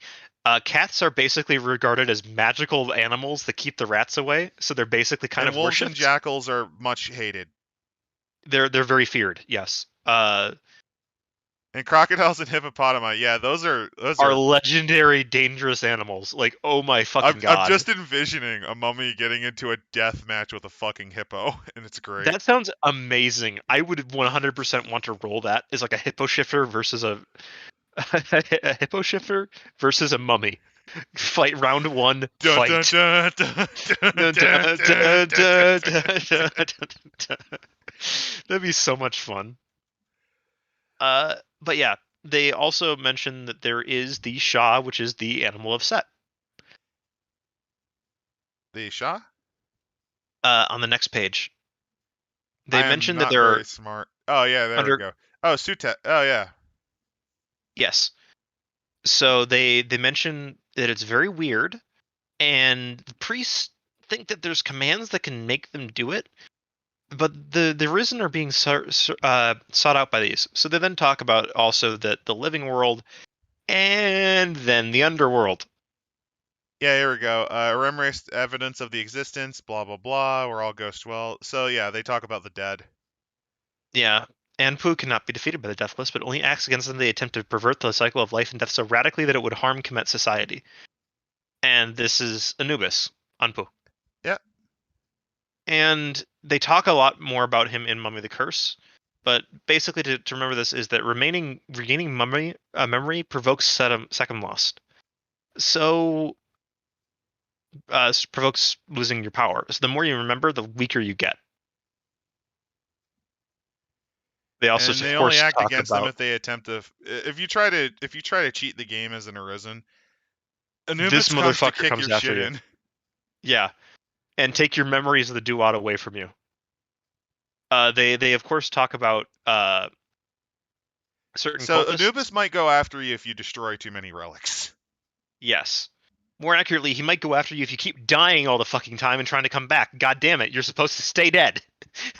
Like, God damn it, get back in your cave. Get. So Sothis Ascendant. So this is during the 4th year of Unis's reign. He's the last of the 5th dynasty. Yes. They died in Irem's temples, the bases of pillars, but return to life in lonely tombs when they don't find themselves shucking off bare desert sands. Yes, you might wake up in the middle of the desert and not know why. And end up wandering. There's probably some mummies stuck in the Sahara. They're just like, I have no idea where I am. Oh, imagine if instead you were stuck at the bottom of Lake Chad. Oh god, I bet there is a mummy down there like So yeah, this is more than the other 3, the other 4 or whatever. The other 3. yeah. The first This one is the strongly memory and Secum. yeah, these are the most important things that you have, and you don't have much of either. Yeah, you don't have that mission. You don't know what their purpose is. If you're lucky, you might go long enough to remember some of the judges. Yeah. Maybe some of them. Maybe some. Oh, and every time you regain a dot of memory, you have a chance of losing Secum. Yeah, which remember this. A mummy doesn't risk losing the last bits of Secum until you provoke their judge, but you don't know about them right now. Yeah, and that's.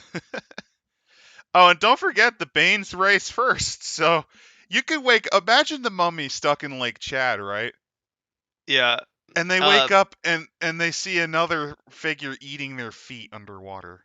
And it's like, oh Jesus, oh fuck. They of course add the physical scales to replace a few other ones, which is religion to replace computer. They would eventually change this. This is just before Dark Arrows came out, if I'm remembering correctly. Yep. And you also get archery instead of firearms. And they get sail instead of drive. Because you don't have... The concept of chariots are still new. Yeah, chariots are like fucking radical. If you have a chariot at this point, you're rich. Like, you're rich and you're probably not in Egypt. Yeah, I don't think it was horses the were even domesticated at Mesopotamians. this point. Oh, no, It's no. like The old chariots, to give you an idea, do you want to know the most cursed... the war wagon? No. So here's a really cursed image for you.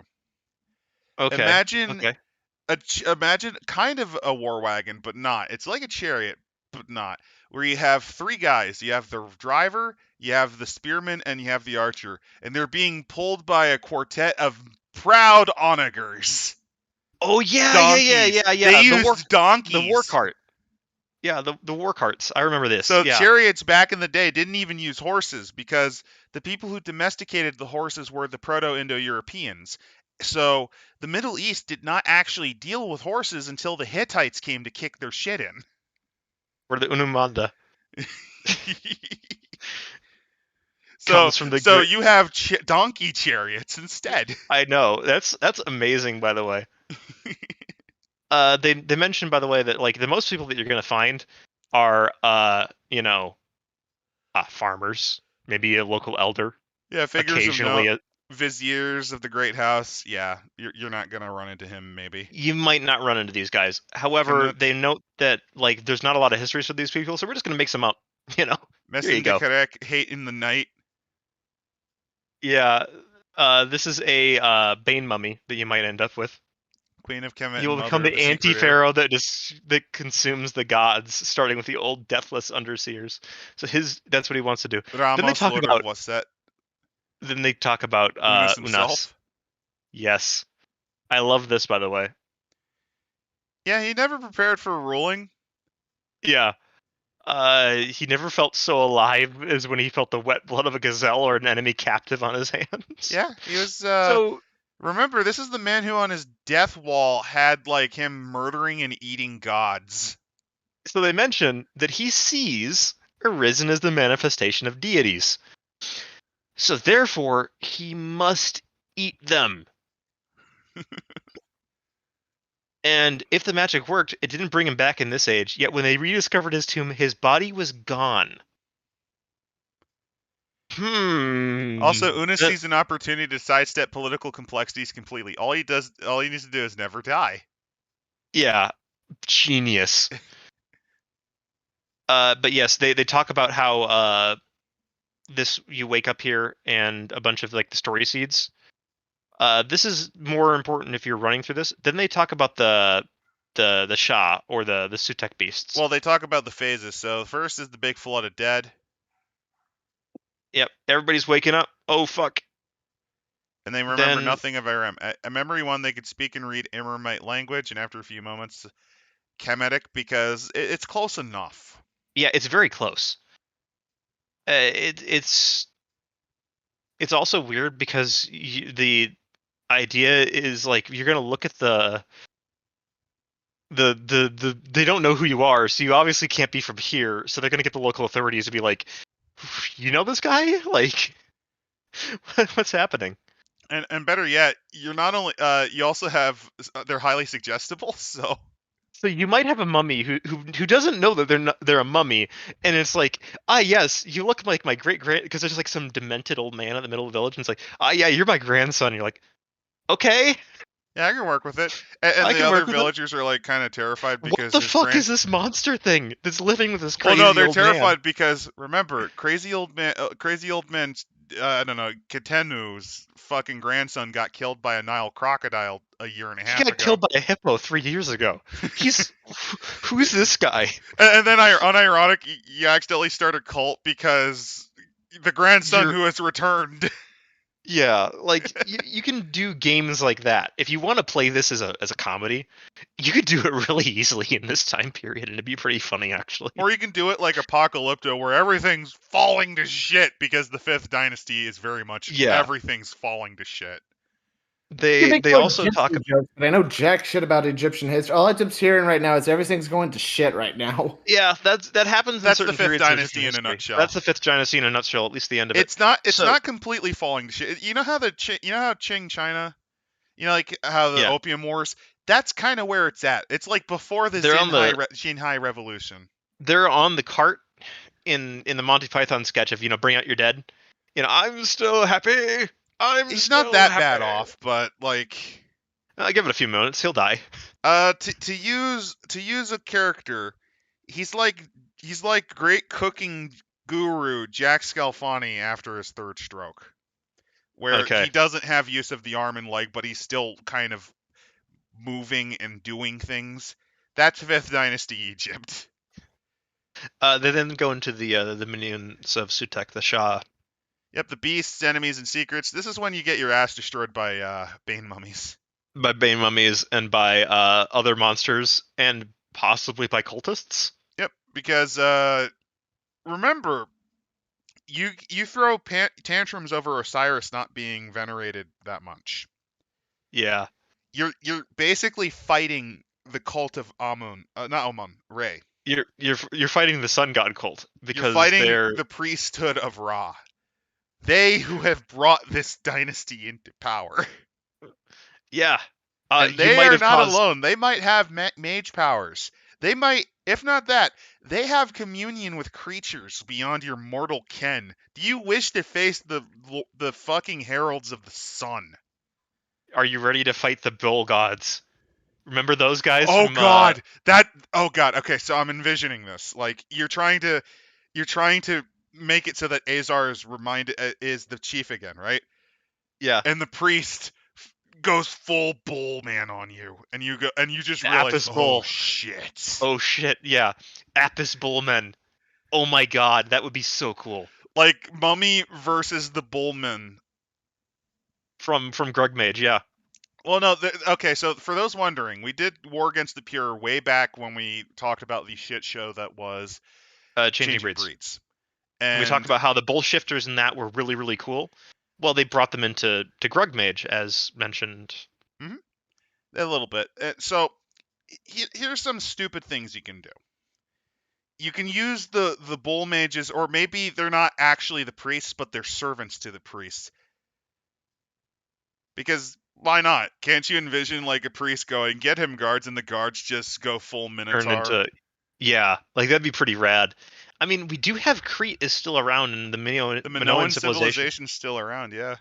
Yeah, not as strong as it Well, would no, it's be it's later, but actually but like yeah, it's around yeah, along why with the not? Cycladic Eh, civilization. yeah, fuck it, just put it in there. Like, you know what? Who cares? Or you can use here's another one since things are falling to shit. Here's a cool idea. Since since Set's clearly causing trouble and Bane mummies are going to kill everything. If you want to add another version from War Against the Pure, remember the Nidbazug, the unclean? Oh, the roach people. Instead of roaches, they're scarabs now. Oh, dude, that'd be cool too. Oh, Or don't forget the cat shifters. yeah, they'd be a thing too. Yeah, it'd be Like you great. could do War Against the Pure edition with this, and these are War your against the beasts pure that you're versus going. mummies. Oh my god, that does sound like a fucking fun game. Because you can even have the fish people. Yes, the deep one. No, you save the fish people for the game that takes place during time of Judges Israel, Oh yeah. because the fish people are the priests of Dagon, the sea god. Yes. Yes. Okay, moving on. But yes, But yeah, you got the priesthood of Ra is gonna kick your ass. The Bane mummies want to eat you, literally eat you. yeah. And then the weird thing is that you find the creatures of Sutek who want to help you. Which is interesting because again, Set's the Lord of Evil at This is this time because in period. Iramite faith, it's a bit different. Which is I don't know if they knew that Set was less malicious in earlier They did. dynasties. They did. That's why they included this.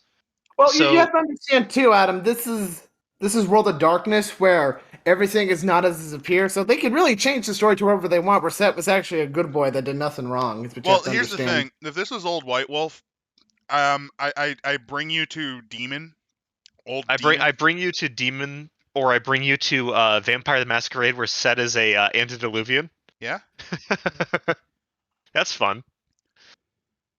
So yeah, Set is trying to help you because yeah, you're in bad shape, especially since I just realized the anti-Pharaoh man here Yeah. is a slight nod to Nyarlathotep Yep.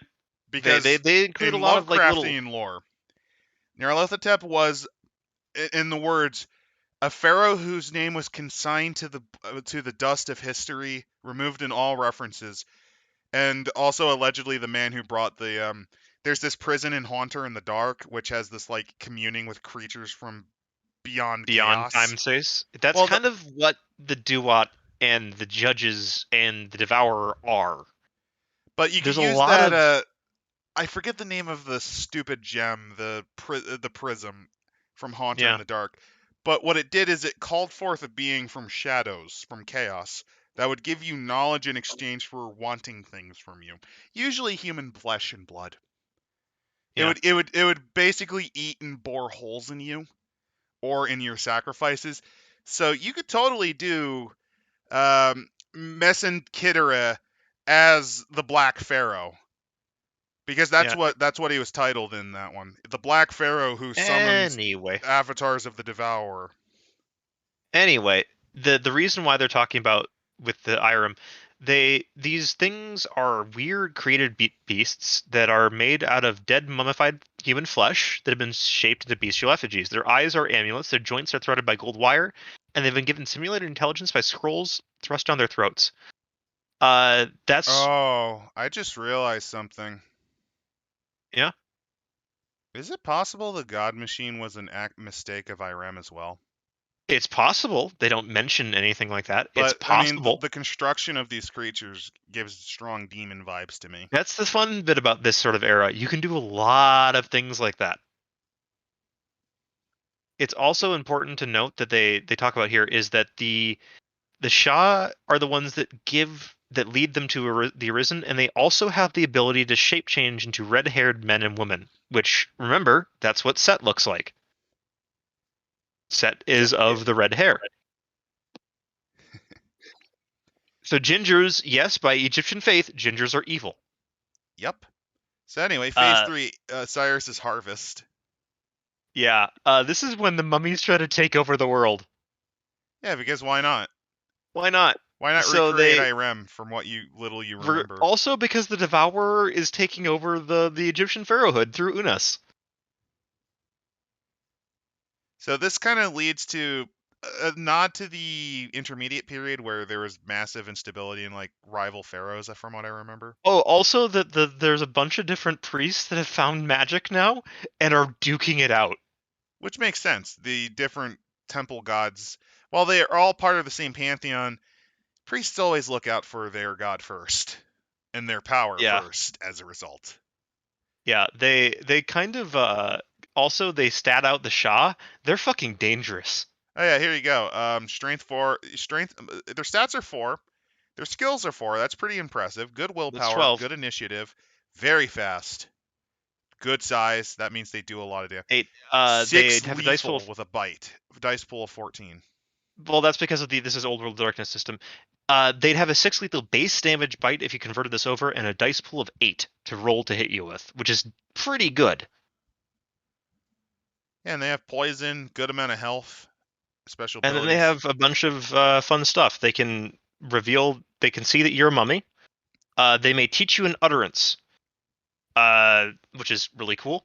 They cannot be supernaturally controlled. They will instead They look form like Ginger as a nod. Yeah. They have And second 5? Yes. They suffer from the descent, so there's very much the chance that what the Shah were was an attempt to make sure that the Arisen would have something when they woke up to tell them As what a to do, failsafe. just in case. Yes, this is probably what they were, is a failsafe for the ritual of return. Shame they didn't have the same revivification effects as the other ones. Yeah, well, they didn't expect things to go to this to shit. You know?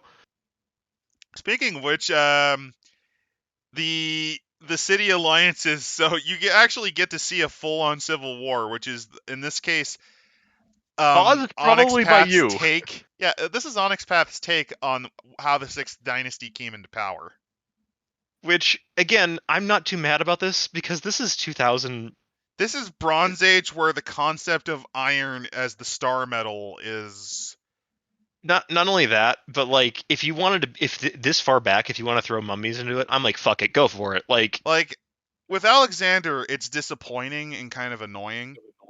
With this, it's rad as hell. Like with this, it's amusing. Like this is like, you want the reason why there's like walking gods in this time period that influence human civilization and shit. There you go. This is why we have like the plagues of Egypt is like the mad remembrances of this weird fucking time when, yeah, the mummies made the Egyptian Nile flow backwards because they fucking could to T-pose on people. I'm just envisioning as the maximum amount of stupidity, Moses being a frickin' mummy. Why the fuck not? And guiding slaves, which weren't Israelites initially. They were just Egyptians and maybe They're some just random Medjay. It's his cult that he's taking out of Egypt. And he just runs into the tribes of Israel as they settle too, and they just combine. Why not? If you want to make a game like that, feel free. That's cursed, and I love it. It's Chronicles. You can do that. Oh, anyway, Chronicles doesn't have a then steady there's the meta plot. Forgotten Apocalypse. I love this section, by the way. So they start busting out the Ironmite Doomsday weapons. Yes. Demons bearing stone jugs pluck the hearts out of cowering mortals, and after squeezing the blood out of them, sink to the Duat to fill Shimezu's winery. Arisen, Shakusen, and Amakata battle without restraint until night falls. It's And literally most of them like literally knock themselves out. it's Or literally kill like themselves. all of the this is like the fucking everything possible thrown the fuck down with like meteor strikes and biblical plagues of darkness and causing mortals to kill themselves. This is like elder gods throwing down in a Bronze Age civilization. I fucking love it. It's amazing. Most of the Arisen basically just say fuck it next time. They're like they get together and they go, we need to not do this again. Like a few of them manage to assemble a cult and hold it, but most of them don't. I love that they talk about that, like the mortals are like, you How do guys we need to fix go this? away. Ramos pacifies the Nile to rehabilitate trade. At Memphis, he enters a great house filled with ghosts and madness. Unis is a withered lunatic who rants about eating the gods. For a minute there, I thought you were going to say ghosts and goblins. He still enjoys popularity among the artisans and scribes and aristocrats, though, since he kept the gold flowing. Yeah. Arisen influence caused Osiris worship to come after. Well, Osiris was always there. It's just this really to regain where he was. I love this, by the way, where they talk about that, like, if you want to have this thing where like the Crete, like the bowl of Minos is actually the one crazy guy before, that is creating Amkata that are minotaurs on Crete, because that's where he fled to fight the Arisen that are chasing him. You could do that, but honestly, I like the Bowman more. I do. That's better. I do like the idea of finding the doomsday weapons of the Scorpion King. That does sound like rad as hell. And also it allows you to do like the Scorpion King movie. You could literally have Dwayne The Rock Johnson awaken. Yeah, the next one is this is the classical Egypt that you know and love. I love the art in this book for this section. So the Mighty Despair. So actually, let me, before we continue, actually we might not since it's getting late, but we'll get into it. I want to read any chat because let's see if anyone's with us. Because is anyone on this mad festival ride?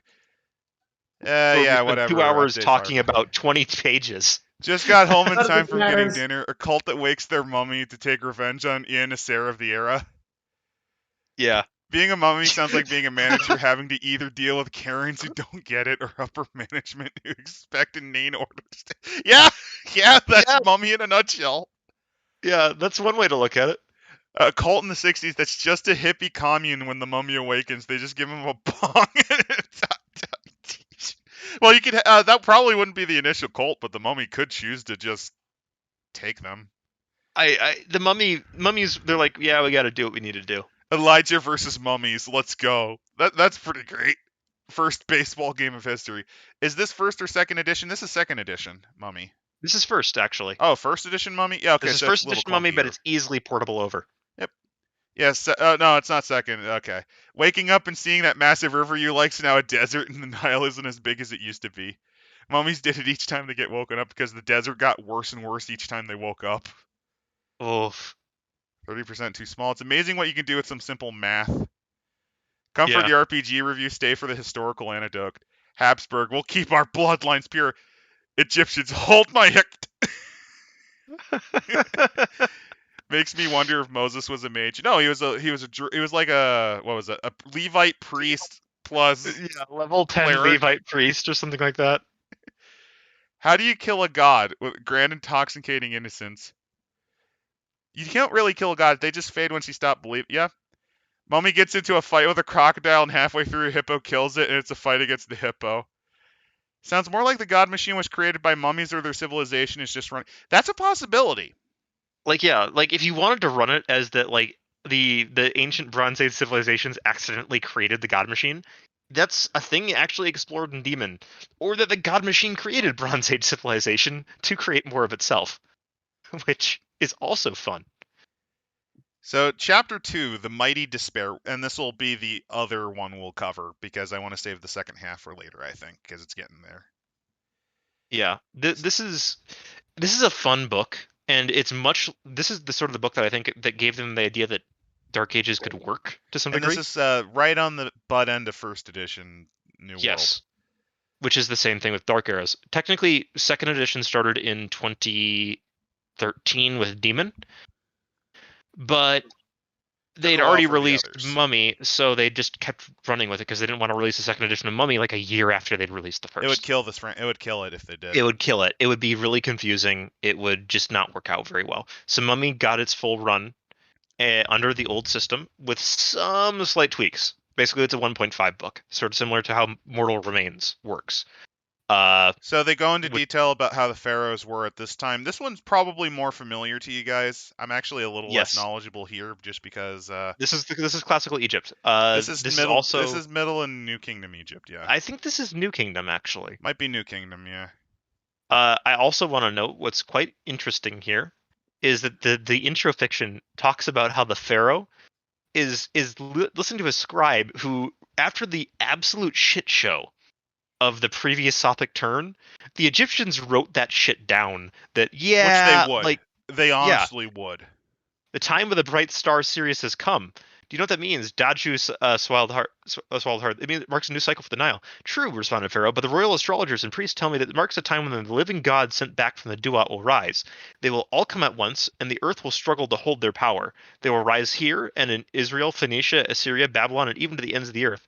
We need a strength that no chariots can provide. I do not fear mortal men, but these are foes that may destroy even a pharaoh. I'm not sure even Egypt can survive. Daju felt cold. What can we do? He thought his voice sounded small. The sounds of the revelry now seemed mocking, as if the enemies of the gods laughed. Pharaoh smiled. My father knew this time was near. That was why his victory over the Israelites is so important. He needed the relics contained in the great temple built by King Solomon. I have kept them as he instructed. Daju shook his head, not understanding. Pharaoh said, we will do as the Israelites did when they faced our armies. We will trade relics for our survival. Yeah, I don't blame him. I love that. I fucking love that the idea that the Egyptians raided the Israelites' Temple of Solomon to get relics to tell the memories this time to fuck off. Wait, if it's the Temple of Solomon, this is the time of kings, then not okay. So they literally stole their Jew gold. Yeah. Yeah. For the first time in their existence as servants of the judges, mummies must come to terms with what they've become. Because, yeah, the world's changed a lot. Yes. There's, no memory of Hiram anymore.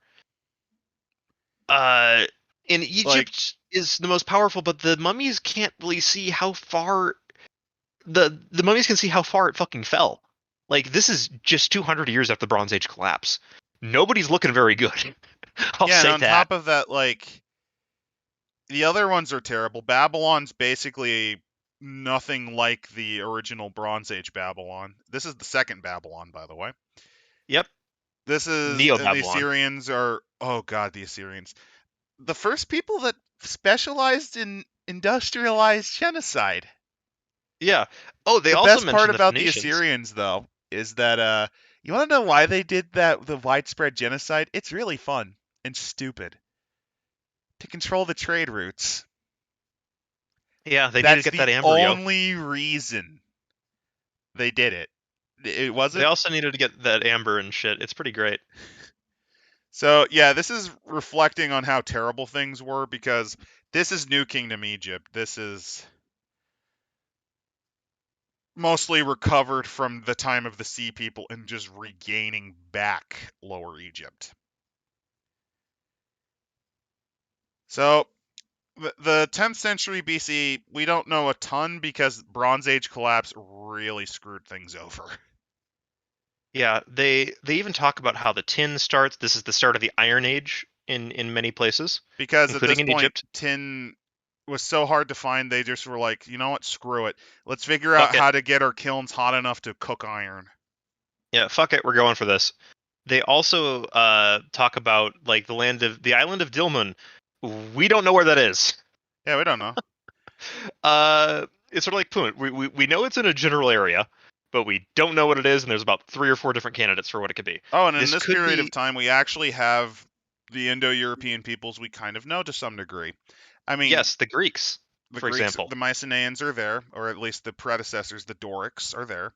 The important things that are noting about this era they talk about were like these are the things you can change it if you want to for your story, but they talk about these are the general assumptions for this book. Orsakon I was ruler of the Egypt at this time. The kingdom of Judea broke off from Israel after the death of Solomon. The Assyrian Empire was expanding. The city-states of Greece were in a dark age. The Phoenicians were trading around.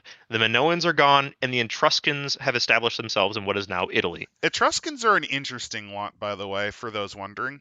Fun fact, did you know their language is arguably not even Indo-European? Yeah.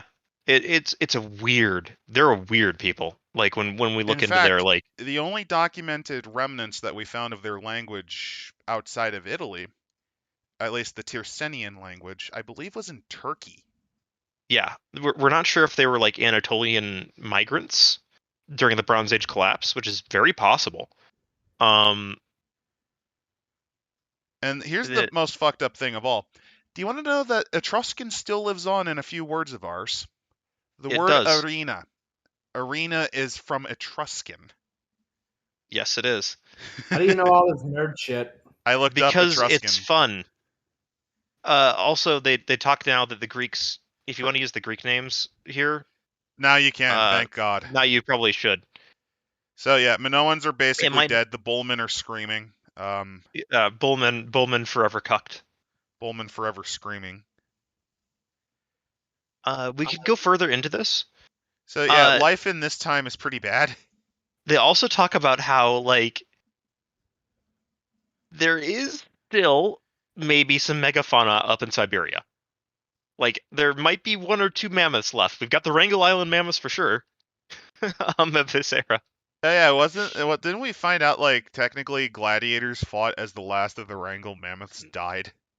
Yeah, it's There's quite something crazy. really stupid like that. It's really dumb, but that's like that's the truth. Like there were mammoths alive in some areas of the earth back during the Bronze Age. Oh God, I just thought of something really dumb. Okay. So this is the time period of 910, right? Yeah. Have like the last of like maybe there's North African rhinos that went extinct. Ooh, yeah, you could have that. Like the last of the North African rhinos, and you have like the rhino, like the why are you running rhino shifters fucking guarding over their herd. Those would be the elephant shifters for the why are you running? Yeah, Because those were the really broken ones. Yeah, but Rhino there's also shifters rhino were shifters too. they were slightly less broken, But they like were still pretty broken. the rhino shifters watch over the last herd of them. Ooh, that could be cool. Or something really stupid like that. So yeah, disease is pretty bad. Wild animals are still a threat. Crocodiles were so respected that yeah, Sophic. Yeah, they now became a god. This is when the animal worship of Egypt really starts to take off in this era. Lions still lived in Europe, so yeah, there were still lions in Europe. In Greece, Anatolian, the Anatolian lions were still around. You had some, I think, in the Balkans. Yep. Not a lot. Some. A few out in the steppe.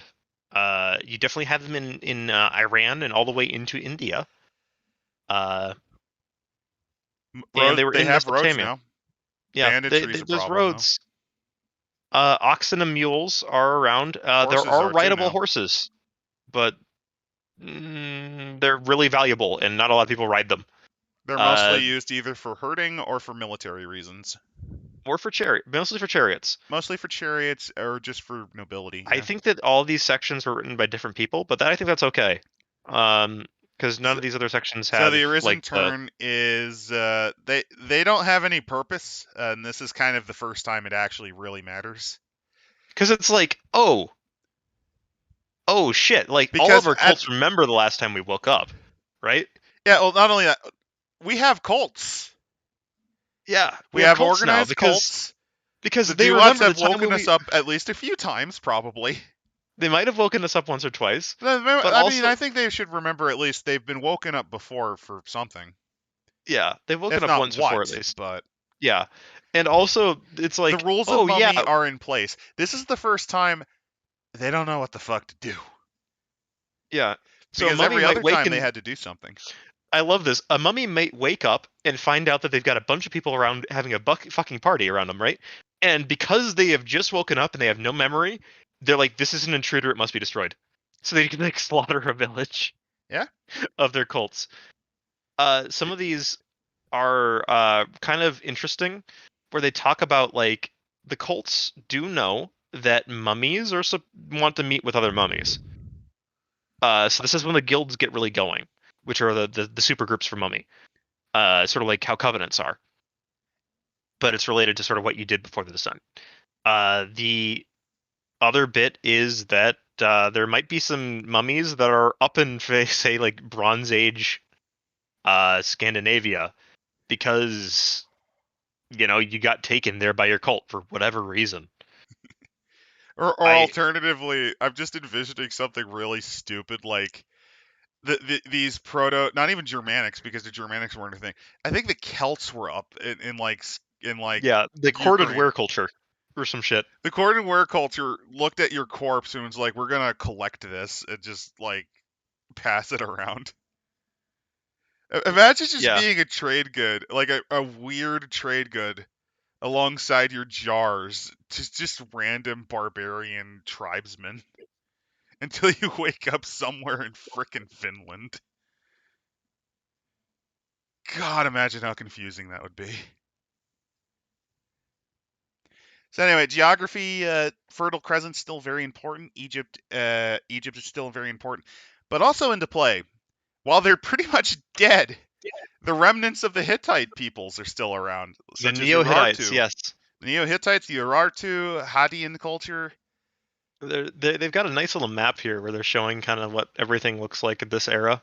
Yep, here you go. Like, There's who's Mesopotamia, relevant. Assyria, Babylonia. There's Urartu, which is actually they may not have been, but Maybe they're Armenians. Spiritual ancestors to the Armenians.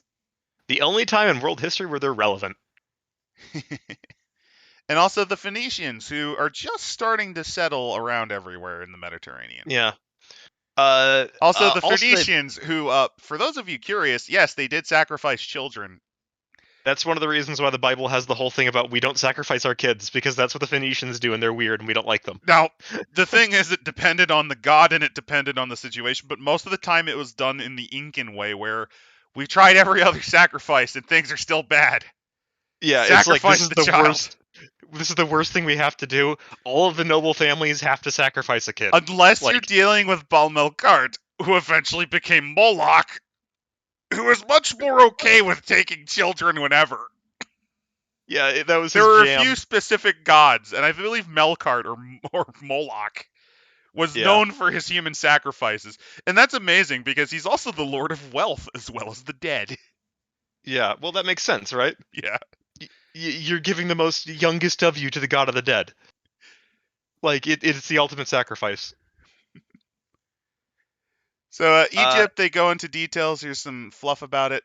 So here's what we got. Before the Persians fought the Spartans at Thermopylae, before the Latins built whatever, Egypt was already old. At this point, the Great Pyramid is beyond ancient, to the point where I bet the veneer, that limestone veneer, is starting to wear down. It's starting to wear a little bit, but it's still incredibly impressive. It, yes. They upkeep it to some degree. In the next couple of dynasties, they'll start to take bits away from it. People like to say, well, the Muslims took it all away, and it's like, no. Oh, no. The later, cannibalism the last of New Kingdoms and the Ptolemies did that too. The Ptolemies did that, and the Romans did it. Everybody sort of did it. Romans loved doing it. Yeah, Romans did it to their own structures. Like in fact, actually, one of the few pyramids we knew that was built in Lower Egypt was completely disassembled. Not by the Muslims. About 80% of it was taken apart by the Muslims and then eventually the Byzantines. The last 20% was taken by the Muslims, but at that point, it was just a collection of rubble and crap. Yeah, it's like the Byzantines took most of it for other building projects. Well, the Romans did first. Yeah, it's literally like, they talk about the iconoclasm and all that, but it's like all these stories about like the defacing of the Sphinx. It's like most likely it was probably just wear, or somebody was trying to scavenge stone from it for a building project. If I remember right, I think the Sphinx was more of an accident, actually. It might have also just been an accident, yeah. Like, I vaguely remember hearing that it was an accident. Like someone was trying to dig out the Sphinx and just accidentally chipped out the nose. Like it could have just been that simple. It was Because by the that Sphinx has point been rediscovered a few incredibly times. old. Yeah. By that point, it was incredibly old. Like it's already 2,000 years old. To give you an idea, when we originally rediscovered the Sphinx, we thought it was a man statue because it was completely covered in sand. Yeah, Other and then we than started the head. digging. And we started digging and we're like, oh shit. Like we're like this is like the Ozymandias King of Kings, you know, like coming out of the sand is what we thought, and it's like, nah, it's a lion dude. Yeah, and the best part is that's not the first time it was discovered that way. I believe it was either the Fatimids or Saladin's, the Mamluks, who discovered it at one point, and They're were like, like, oh shit. "What's this?" And then they realized it's some it's some weird pagan thing. Leave it alone. It's probably leave it alone. cursed. It's probably, yeah. It's literally like, don't touch it. It's cursed. I remember at one point, I think it was discovered by a Muslim Egypt kingdom at one point, and they were like, "What the fuck is this?" Like they're like, we've heard about it, but we're not sure if this is the same thing. Let's just leave it alone. That's generally how a lot of people's treat like really old structures they just discover. It's the good old Indiana Jones of let's just not touch it. It's probably cursed. Like. And then some weird French people found it. And it's like, what the fuck is this? What the fuck is this? I want it. Bring it to Paris. We can't bring it to Paris, sir. I don't care. Draw pictures I'm just envisioning, if it wasn't destroyed earlier, I could just see Napoleon stealing Coffray's nose. I can see that happening as well. Just like in Paris, there's just the nose of the Sphinx in a fucking museum. Yes, they also want to note that there are other civilizations all over the world. If you want to have an adventure where you end up in Peru somehow as a mummy cult, like your mummy cult somehow got a Phoenician boat and like sailed you across the Atlantic. So anyway, yeah, I was stuck on there because it's fun. So yeah, Israel and Judah. So this is based on biblical. Basically, after Solomon, the people could not really pick who the true successor would be. And the reason actually we call Jews Jews is because they are descended from the kingdom of Judah. Hilariously, the Samaritans are actually the descendants from Israel. Yeah, they're the Israelites. They're the actual Israelites. They're the OG Israelites because when it wasn't Assyria, it was actually the Babylonians. Babylon basically does their thing where they take the higher levels of the society out of the society so they can't cause trouble, and they take them over to the Babylon. Captivity. Yep. And this is also where the Samaritans were, and they also forcibly diaspored a lot. The northern Israelites weren't really that bothered because Samaria was very poor by comparison to Judah. Also, I want to note that this is the time when monotheism started to take over the faith of the Israelites was during the Babylonian exile, primarily because they were probably trying to cling to anything they had. But where not they were. Really, because it was already moving in that direction. Then. No, it was already there at 900. Like at this time, it was already there. No, like at this time, yes, but I mean like before that, like because we're talking like the 14, like the 13th around the century time BCE of Judges, or so. Maybe. But like what I mean by that is like the transition had happened earlier. At this point, it is mostly a monotheistic faith, but there are aspects of the previous pantheistic origins of Judaism because still. The reason that besides all the other titles like Adonai, whatever, the reason he's known as El was originally he was. El is a different god that then got the name added to them. Yep. From what I understand, the original god was a mountain god. Like, yeah, there was a mountain god, and then the sky gods started to become more important over time. Well, what happened was the original Yahweh was like a mountain, or particularly a mountain and fire god, kind of. He was a sky god. He from what I remember, he was a sky god. El was the mountain god, and they started to get conflated together to some degree. Yeah, basically, a sky god and a mountain god got together, and then they were influenced, I believe, by Hapi or one of the water gods nearby. They were, yes. There was another Phoenician cult that kind of had an influence on this as well, the Canaanite gods. But what really originally separated the Israelites from all the other Canaanites was they rejected human sacrifice. They rejected human sacrifice, and they did a bunch of other weird and rituals. Circumcision. Yeah, they did a bunch of other weird rituals that only they did to separate themselves specifically from everybody else, because everybody else was dirty and they didn't like them. Yeah. Yeah. This is just the truth. Like we're not going That's why after in Jews the here. very earliest, like the Pentateuch, that's why God kind of occasionally talks in the we, not the royal we, but originally it was more we. We, the gods of you, tell you need to do these things, or we're going to punish you, and also to keep away from these other people's gods and other people's things that they do. That's why like there's all the weird Jewish eating habits to some degree. It's a way to keep yourself separate. Yeah. And this is where I say like a lot of that also got like when they went to Babylon. Although there was also like logical reasons. Like yeah, there was logical. They never touched pork. Yeah, because there was the risk of infection. Same thing with seafood. And that's why they did ritual bathing so much. Yes. But it's also why like the separation stuff, like with the fibers and all that, a lot of that probably comes from the period inside of Babylon, where they're trying to cling to anything they can to separate themselves from everybody else. And then they come back and they tell the Samaritans, yeah, no, we don't want your help rebuilding the temple, you fucking weird people. They're like, but you're us. Not anymore, bitch. And there we go. And that's why the Samaritans and that's why when they talk about the Good Samaritan, that's Jesus overturning like long-standing Jewish beliefs and traditions, because the Samaritans and Jews freaking hated each other, and often a lot went of it's to war. because Israel and Judah often went to war. Yeah, it's also because remember the Samaritans are basically the old faith, right? They're the faith that stayed inside of the lands of Israel. They're the commoners, right? They're not the nobility. They're not quite the commoners, because a lot of just Judah in general, they were Samaria. I've done like Samaria was always the poorest part of Israel in general. Yeah. So the Babylonians realized it was fairly marginal lands, so that's why they left them alone. Yeah, like why take them out of there? There's no point. They're already fucking punished enough. Well, the others either had greater talent, skills, or caused trouble, or could be used to help build Babylon back up. Because the Chaldeans inherited a legacy that honestly Babylon was fading somewhat by this point. Yeah. And they wanted to bring it back. They grab them and they do that. Eventually Cyrus is the one that gives them money that's why the Jews love Cyrus so much. Cyrus is unironically Jesus. Like Cyrus is the first Messiah. He is sent specifically by God to save. He kicked down the Babylonians and basically said, "I don't need you guys. You can go back home. You can go back home." Like to some degree, in this era, there were multiple different separations inside of Babylon.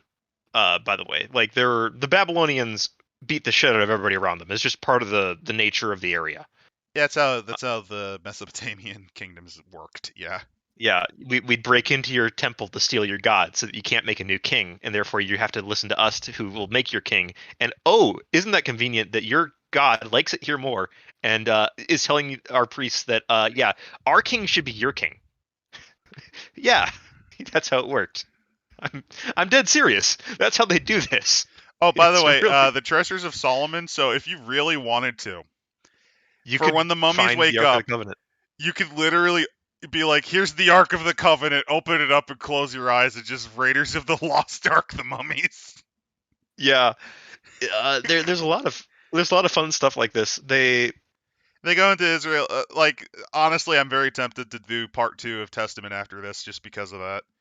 Yeah, again, this period of history is very interesting because there's a lot of truth in the Jewish accounts of it, but there's a lot of flat out lies where they try to pretend that we didn't do this, guys. It totally wasn't us. So anyway, after King Solomon's death, the northern tribes basically refused to recognize Rehoboam. They go into this. Yeah. And they go into who currently rules, which is Asa, which I believe is a way to pronounce Jesus. It's also a way to pronounce Joshua, by the way. Yeah, Yeshua. So like, we're pretty sure that Jesus' name would have been something like Yeshua ben Joseph or something like that, where literally Jeshua, son of Joseph. Turn to the prophets, believe he's the only that only by winning the favor of Yahweh he can triumph over his foe. Destroy worshiping sites. That's a thing because Yes, they would go out and they would destroy the temples of people they didn't like. because the northern peoples, they took to monotheism longer. Hard, yeah. It took them noticeably longer to get into the swing of things. Yeah. Also, fun fact for those wondering, Samaritans are still the only Abrahamic faith that actually practices animal sacrifice. Yes. Yeah, they The still do. Samaritans. Yeah, the Samaritans have a thing where they will go to a certain mountain every year Mount and Gezerim. sacrifice either like a sheep or a pigeon or something like that. And even the Hasidic Jews still practice like pigeon sacrifices. In New York City, you can buy a The pigeon. Hasidim brought it back too. Yes. Neat. There is the pigeon sacrifices can occur occasionally. Horrifying, and you but neat. But basically, part of it is that there's some that say you have to kill it. There's others that say you just have to like bring it up to a high place and offer it to God, and then you can just let it go. Which no. If you read Genesis, no, you gotta sacrifice the fucker. Yeah, you gotta sacrifice that fucker. And burn You gotta sacrifice it, motherfucker. No, there's some Hasidics that say this is okay too because you're still releasing it to God. No. But it's more like an attempt to get around actually performing an animal sacrifice. I don't blame you for trying to avoid it, but no. If you're gonna do it, just as Adonai does it, you gotta fucking sacrifice him. Sacrifice. You gotta burn the pigeons. You gotta burn the sky rats. Burn them all. So yeah, Phoenicia. Yeah, this is the time of Tyre, and Tyre this was the greatest. There were others like Sidon, but Tyre, it was the greatest, hands down. It had control over the dye industry. It had control over, I believe, oranges. It was also an island at this point and not a peninsula. So it was unsiegeable, basically. We talked about how it became a peninsula in our episode on Alexander. There's cedar trees. Yeah, Phoenicia's doing amazing. The original alphabet that the Latins would take came from here. They're starting to settle all of these colonies. They're basically just strangling trade because they're also exploiting the living hell out of that collapse. It's also important to note that the Egyptians basically have the Jewish kingdoms as their bitches. Oh they yeah, both the New Kingdom to Egypt. While the Middle Kingdom was still greater, the New Kingdom still actually was more powerful in some ways than the Old. And the New Kingdom was an imperial power. Like there's just no way around that. The Neo-Assyrian Empire is also quite fun, where they talk about in this timeline. They say, you know what? Why not have this really infamous expansionist king be part of a mummy cult? You could do that, but I wouldn't make him a mummy cultist. Yeah.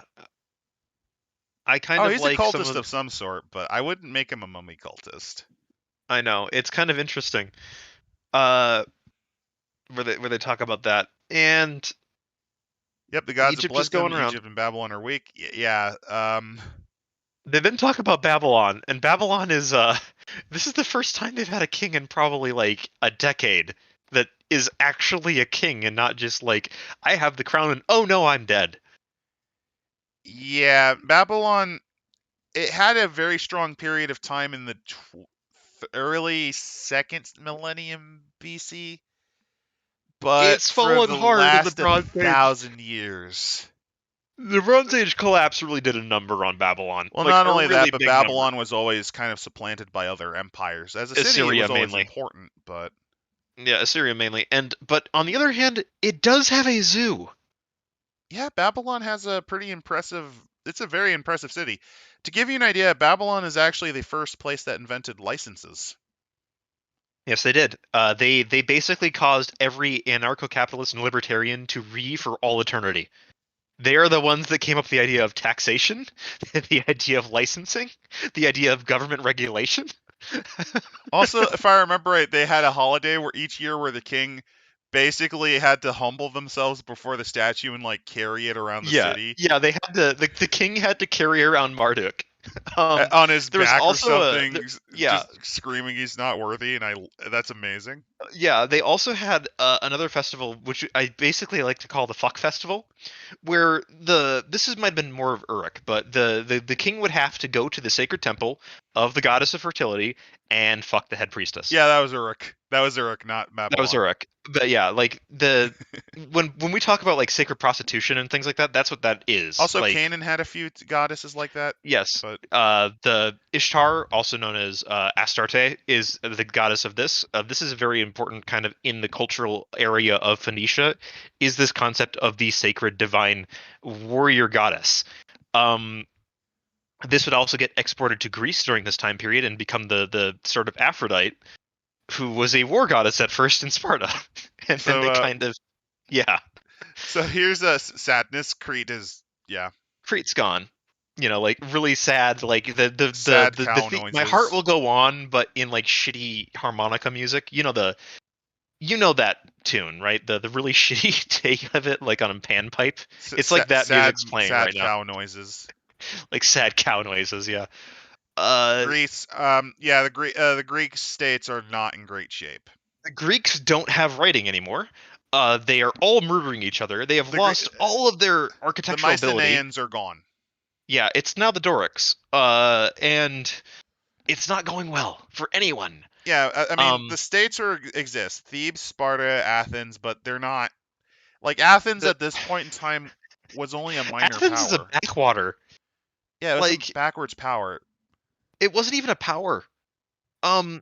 Thebes wasn't even a power. Sparta really wasn't a power either. None of them were, really. I think Argos had more. Argos was one of the most important cities because it was like, I think if I remember correctly, it's like at the center of Arcadia, which is like the oldest region of Greece, and where like most of the Mycenaean influences can be like discovered to have survived. Other than Argos, and I think around where the Oracle of Delphi was. Delphi was still somewhat important. Other than Delphi and Argos and like the very beginnings of the Laconians, which is the Spartans, that's actually where the term Laconic wit came from, because the area was called Laconia. The Spartans don't like to talk much because they're not very smart. But anyway, moving on from dunking on... I want to go on a rant about just how shitty Sparta is as a state. Italy. So this is pre. But Techpriest, what about, remember that cool movie 300? Okay. Did you know I didn't know that was based on a Frank Miller comic? I walked in thinking, oh yeah, Battle of Thermopylae movie. That sounds.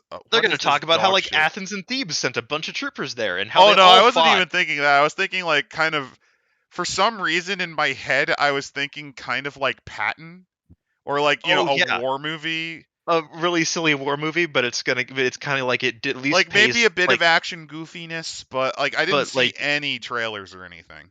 You didn't see any, and then it just turns into like, what the fuck is this shit? Then I heard "We shall fight as one," and they immediately break formation to do awful fucking kung fu. Motion fights. I fucking love that.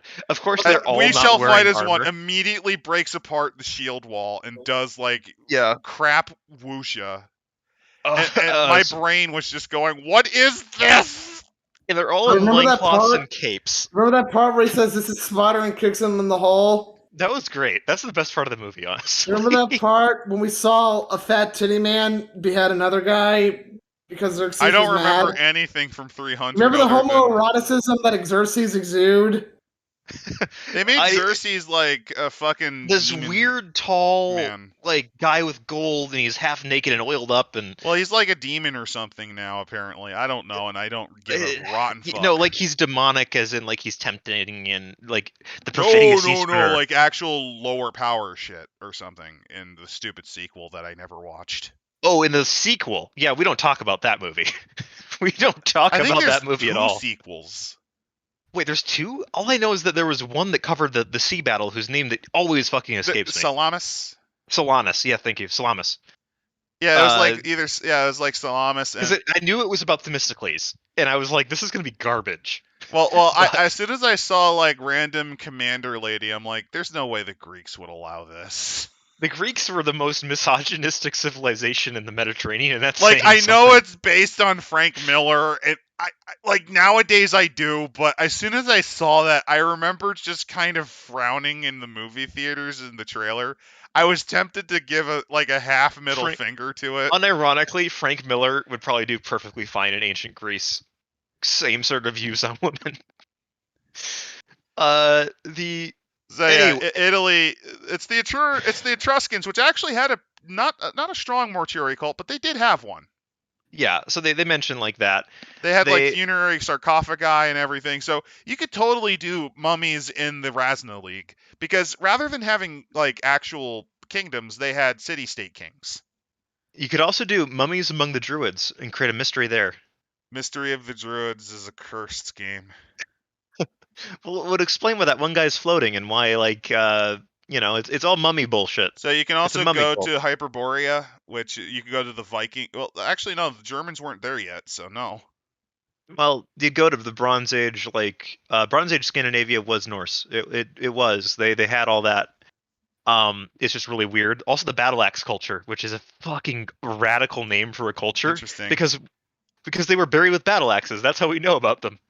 So there's the Somali peoples. They actually exist now. I think we're going to be leaving here pretty soon. Did you want to wrap up, or did you want to keep yeah, going? There's also Elam. There's Mesinabu. The most important thing about this time period is that the guilds form. Yeah, the guilds are forming. The cults are kind of open. Because remember this time period is that having a local cult to a local deity is incredibly common. Oh yeah, every city had a god. Yeah, they then give a bunch of statistics. And some villages had gods. Yeah, it was. They do have a judge, by the way. They go down. In here, Eli. Yep. So cult and despair, basically, yeah. Hospitality. Enemies became friends when hospitality is given. So food and lodging offers protection. Yes. So here's some bad guys. You have the strangers. Yep. I don't know anything about these. This really isn't super relevant, honestly. The main Nabu. thing. Oh, that's not. No, it's just Nabu. Despair is the section here that they're talking about, which gives us antagonists, which is basically the strangers are a cult that is against the mummies. Oh, okay. That's sort of the way that it works out. I don't know how they're going to be able to counter them, but okay. They're summoning magical beasts and cooperating with Shakusen. There's Achelos with his look at that chin. Look at that chin and face. Holy fuck. Yeah? I don't think he's fully human. Oh, he's supposed to be. Oh, Jesus, that's Achilles. That's supposed to be Achilles, I think. Yeah. There's the Deathless Immortal. Oh, here's the Bane mummies. The Deceived are not Bane mummies. They're a little bit different, but the Shakusen are later. Then there's the Judges of Judah, where they talk about these guys, where they talk about, they will literally execute anyone that they see worshipping an idol, or eating unclean food, or working on the Sabbath. They must die. Yeah. They must fucking die. Because it took a while for the Levitical laws to be softened. Yeah. They were softened for a reason, which is we're killing fucking everybody, guys. If you're wondering, they didn't fully soften until after Nebuchadnezzar kicked the shit out of Judah. Yeah. It's almost like us doing this didn't actually help us and made things worse. So yeah, there's the Hebrew judge. Yeah, they also talk about the rise of Syria, the war for Egypt, the cult of Isis that's starting to rise in this time. ISIS Phoenician exploration, which they then talk about how if you want to do a thing where you go across the ocean, this is the time period to do it, which could be very fun. I don't think you could pull it off with the shipping that you got. You're a mummy. You could be in a sarcophagus and survive. Yeah, who gives a shit about your cult? If you got fucking yeeted by the storm. Yeah, well, I mean, you just wake up somewhere else again. So here's what would make a lot more sense and be funnier. You decide to go to deepest West Africa. Oh my god, that would be radical. Because Phoenicians actually did make it there. Yeah, they did. There was also they also talk about the ones in Punt. There's a setting in Dark Era's Companion about Mutapa that involves mummy. Yep, gods of the barbarian. So barbarians could be nomads or sea peoples. So you could sea peoples. Yeah, you could do that.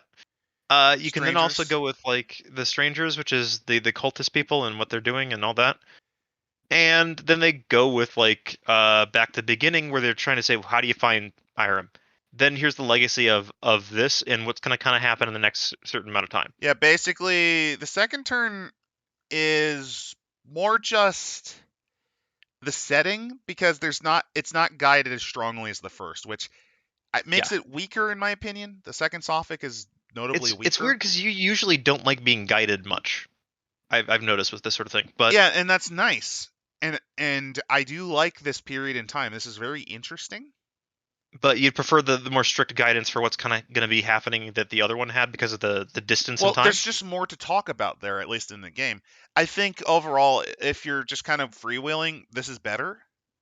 Yeah. But it just kind of feels a little empty and hollow. It might also be because I'm much more of an Old Kingdom fanboy, because that's where a lot of civilization aspects that you don't even think about came around. Like the concept of hierarchical scale came about in the Old Kingdom. Concept of like fucking regular flooding, Old Kingdom. Slavery, pre-dynastic. Like all of these basic bits of civilization. It's like Grugmage, but more interesting. Now, admittedly, it is pretty heavily guided because you're basically dealing with a doomsday scenario.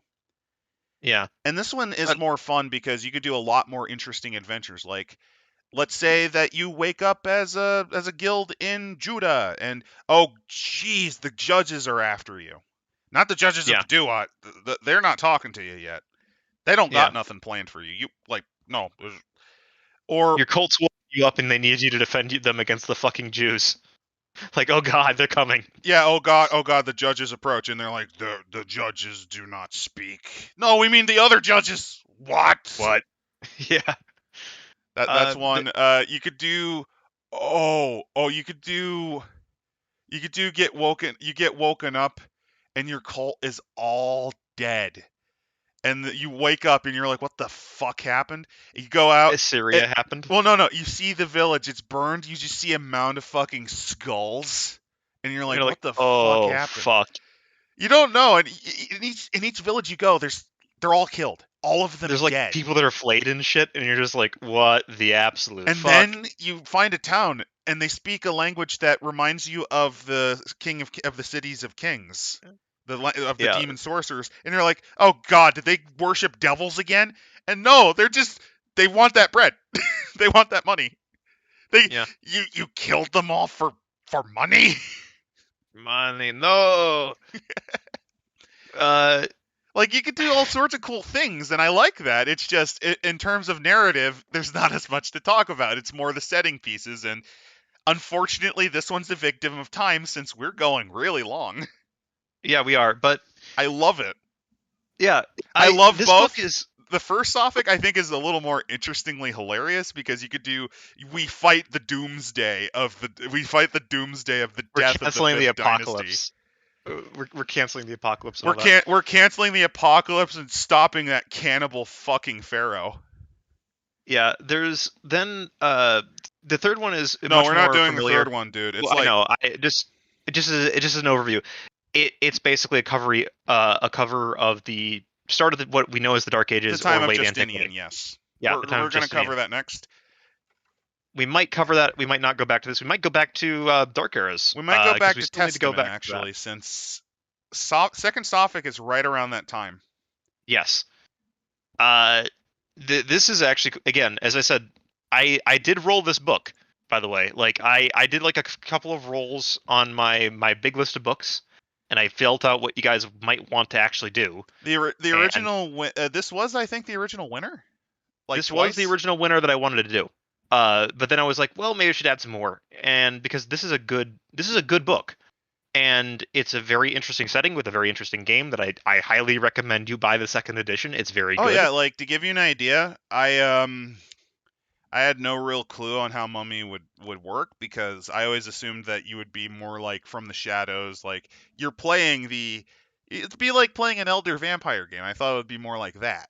It can be, but it can very much also be that you are walking around and you are doing things. I didn't realize you actually could disguise yourself with masks via magic. I didn't know that. Yeah, like you can change your body around if you really want to. you can also like talk about like how the start of all of these things happen and how you might have had an accidental impact on world history which has without even very knowing it. fun. Or you could go even further into the weeds and go, if you're really crazy, you could do alt history. Yeah, if you wanted to, you could accidentally kill Muhammad in this time period that's coming up. Like, you could be like, oh shit. Whoops. Whoops. Or he should be dead, but he's not. And you're like, what the actual fuck? Because you've got memories of this guy shouldn't be alive. This never happened. What the fuck is happening? There's also that No. everyone's native to the Nile, which by 450 BC, we now in modern day are pretty sure almost dumped into the Atlantic with how long it was. Whatever is native to the Nile. Like the Sahara was much more green back in the Oh yeah. 5 to 4,000 era. So like maybe like I get what you're talking about. Like maybe the Nile went that far or it had a tributary that went that far. It's unlikely. There'd be much more evidence in the Sahara in terms of like deposits and things like that. We just don't see that. Imagine if a mummy washed up in the Americas at the time. Oh god, that'd actually be really fun. Where you that might find be like how this, that might be how the mummy traditions started. You don't know. yeah, like that's the thing. You could definitely Or do a maybe game they where had a mummy tradition, but because because Irem it was wasn't the never right of nearby return. there. It wasn't the right of return though, which is the thing, right? They The just right of made the return is very mummies to specific. kind of watch over. Yeah. So you could definitely have another form of mummy that pops up occasionally. Oh, that could be interesting. Like, that'd be like a good night horror concept. Kind of like how they did with War Against the Pure, and they did against those different vampires, like the fat Actually put vampire that and the into Themangalam. that's actually a thing in second edition, is that you can have mummies that aren't raised with a right of return. There are the Andean mummies and all that. I would like that would be like imagine you wake up in the Americas and then you find another mummy, but it's like you not only are you, like they don't have guilds, they don't have anything. In fact, actually, they mention that they're I got it. They're heralds of the fourth. They are the last of the fourth race. No. You go Aztec creation myth logic, where they are the last of the fourth race of man. That could actually be really cool for the setting in the next Dark Era. Yeah, like the mummies there. No. They aren't like just they aren't raised by these eldritch the gods to do things. No. They are brought back as warnings by the gods so that their current people, the fifth race, do not make the mistakes of their priors. Yeah. And Again, like they're given orders by the gods to keep the blood flowing. Mummy is a very interesting game in terms of what the potential is for it. It's a lot like Promethean, but more concrete, I think it's more friendly. guess would be the way to put it. Yeah.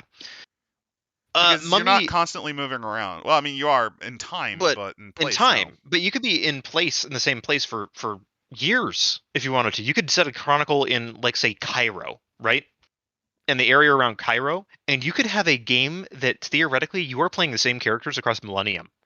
Yeah, and it'd be perfectly fair. Although Cairo wasn't built until the Fatimids, I believe. But there was a city near Cairo. Yep. Right? So like you're just moving around in the same sort of general area. Sort of like how like you could be from Uruk. You could be in Uruk, but you're in Baghdad all of a sudden. And it's like, oh great. The American invasion came and you just woke up and you're like, no, that's why you woke up. Fuck. Your cult woke you up because the Americans are coming and they might loot, and there's like looters coming to your fucking museum. Or alternatively, like, as a gag, here's a stupid version. You wake up and the guy who became known as Baghdad Bob is in your shack. He's your cult. No, he's not even your cult. He's like reporting about how Iraq is magically using weapons. And like as a mummy, you start trying to fulfill Baghdad Bob's idea. Oh god. And you like manage to get not like a fragment of an Iron Age weapon to fire at the Americans. Like if you want to go full brain dead stupid, you could do that.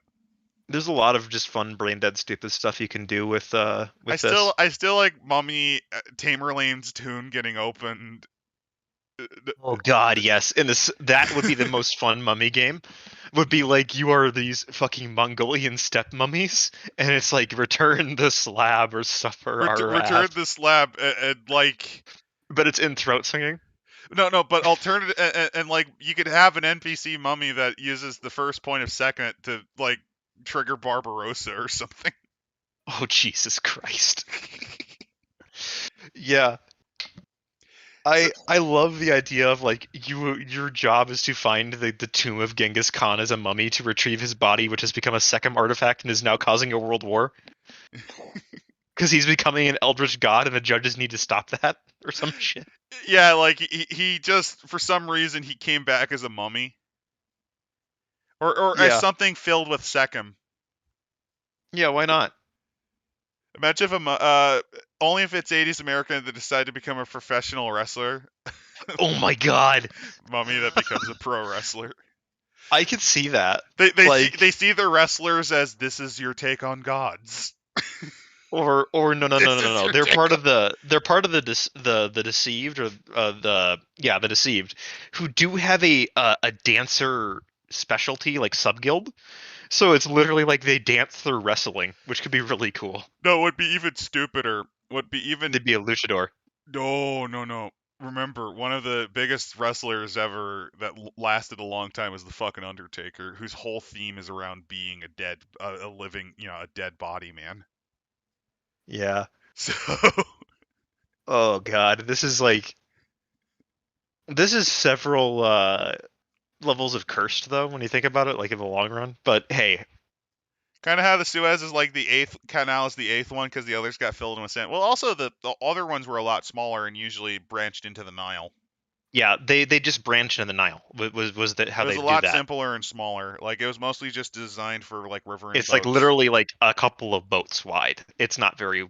They were very small. Also, how would the mummies react to the claim of only being one god? Laughter. They don't like it. Laughter. It makes their cults harder. Is one of the things. That's like another thing, yeah. They stress this in the also setting. They just openly know that's fucking wrong. Yeah, because we've met our gods. Like we've met the judges who are not necessarily the gods. No, the judges are the gods also. Which they are? Okay. It's confusing. Yeah, like no, there are gods. These are there. Our gods. There like, are gods. Like these are the gods of Irem, and we've met them. You're full of shit. You're full. Yeah, basically. You're full of shit. And again, this is also why mummies like cults, because cults are very, very easy for them to be able to. Oh no! I just thought of a horrible mummy scenario. Oh no! Jonestown. Jonestown mummy. Oh God, Jim Jones is a mummy cultist.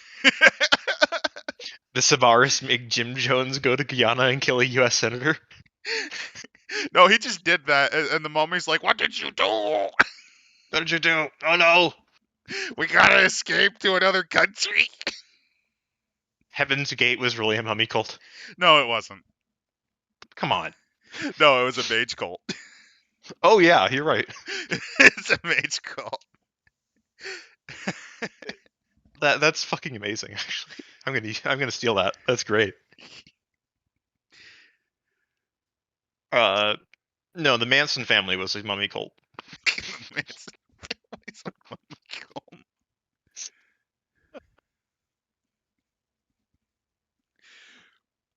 Okay, so what are your thoughts on this book so far? I love it. Just to wrap this up. I freaking love it. It's amazing right now. Yeah. I will say that chapter 5 probably knocks it. It doesn't knock it out of amazing, but like chapter 5 shouldn't exist. I know, but they wanted to do something. They wanted to do an episodic. Here's why you buy the other books, kiddies. Well, this would follow along with the release path of the supplements for Mummy. So if you were buying those anyway, you'd get the path. You'd get that whole thing. Enough. So it makes some sense. It's also interesting because it gives you an example of how to play Mummy in a weird way, right? But yeah, I'd say this is an amazing book just because it has Old Kingdom Egypt. And while I'm usually not a fan of railroading to some degree, I think riding the apocalypse against the wave of horrors and overthrowing the Black Pharaoh from frickin' Lovecraft. There's something appealing to that. Like, compare this to being molested by Cleopatra in the basement of the Berlin Museum. Yeah, that's terrible. I would actually compare it, since this is New World of Darkness, I would compare it to The Strongest, which is also fairly heavily, not even railroaded. That's the problem. This one's railroaded, but it's an entertaining. The other one isn't, and yet despite that, it has all of the biggest problems with New World. It's like the ending is defined, right? The ending's defined, the ending and the beginning are defined, but everything in between that is up for you to decide. And that's the problem, because it's like, yeah, Alexander's dead, and these Oracle guys who are servants of the whatever, I already forget the name of the ones that are screaming forever. The Exarchs? The Exarchs. The servants of the Exarchs are behind it all, and you gotta stop them, I guess.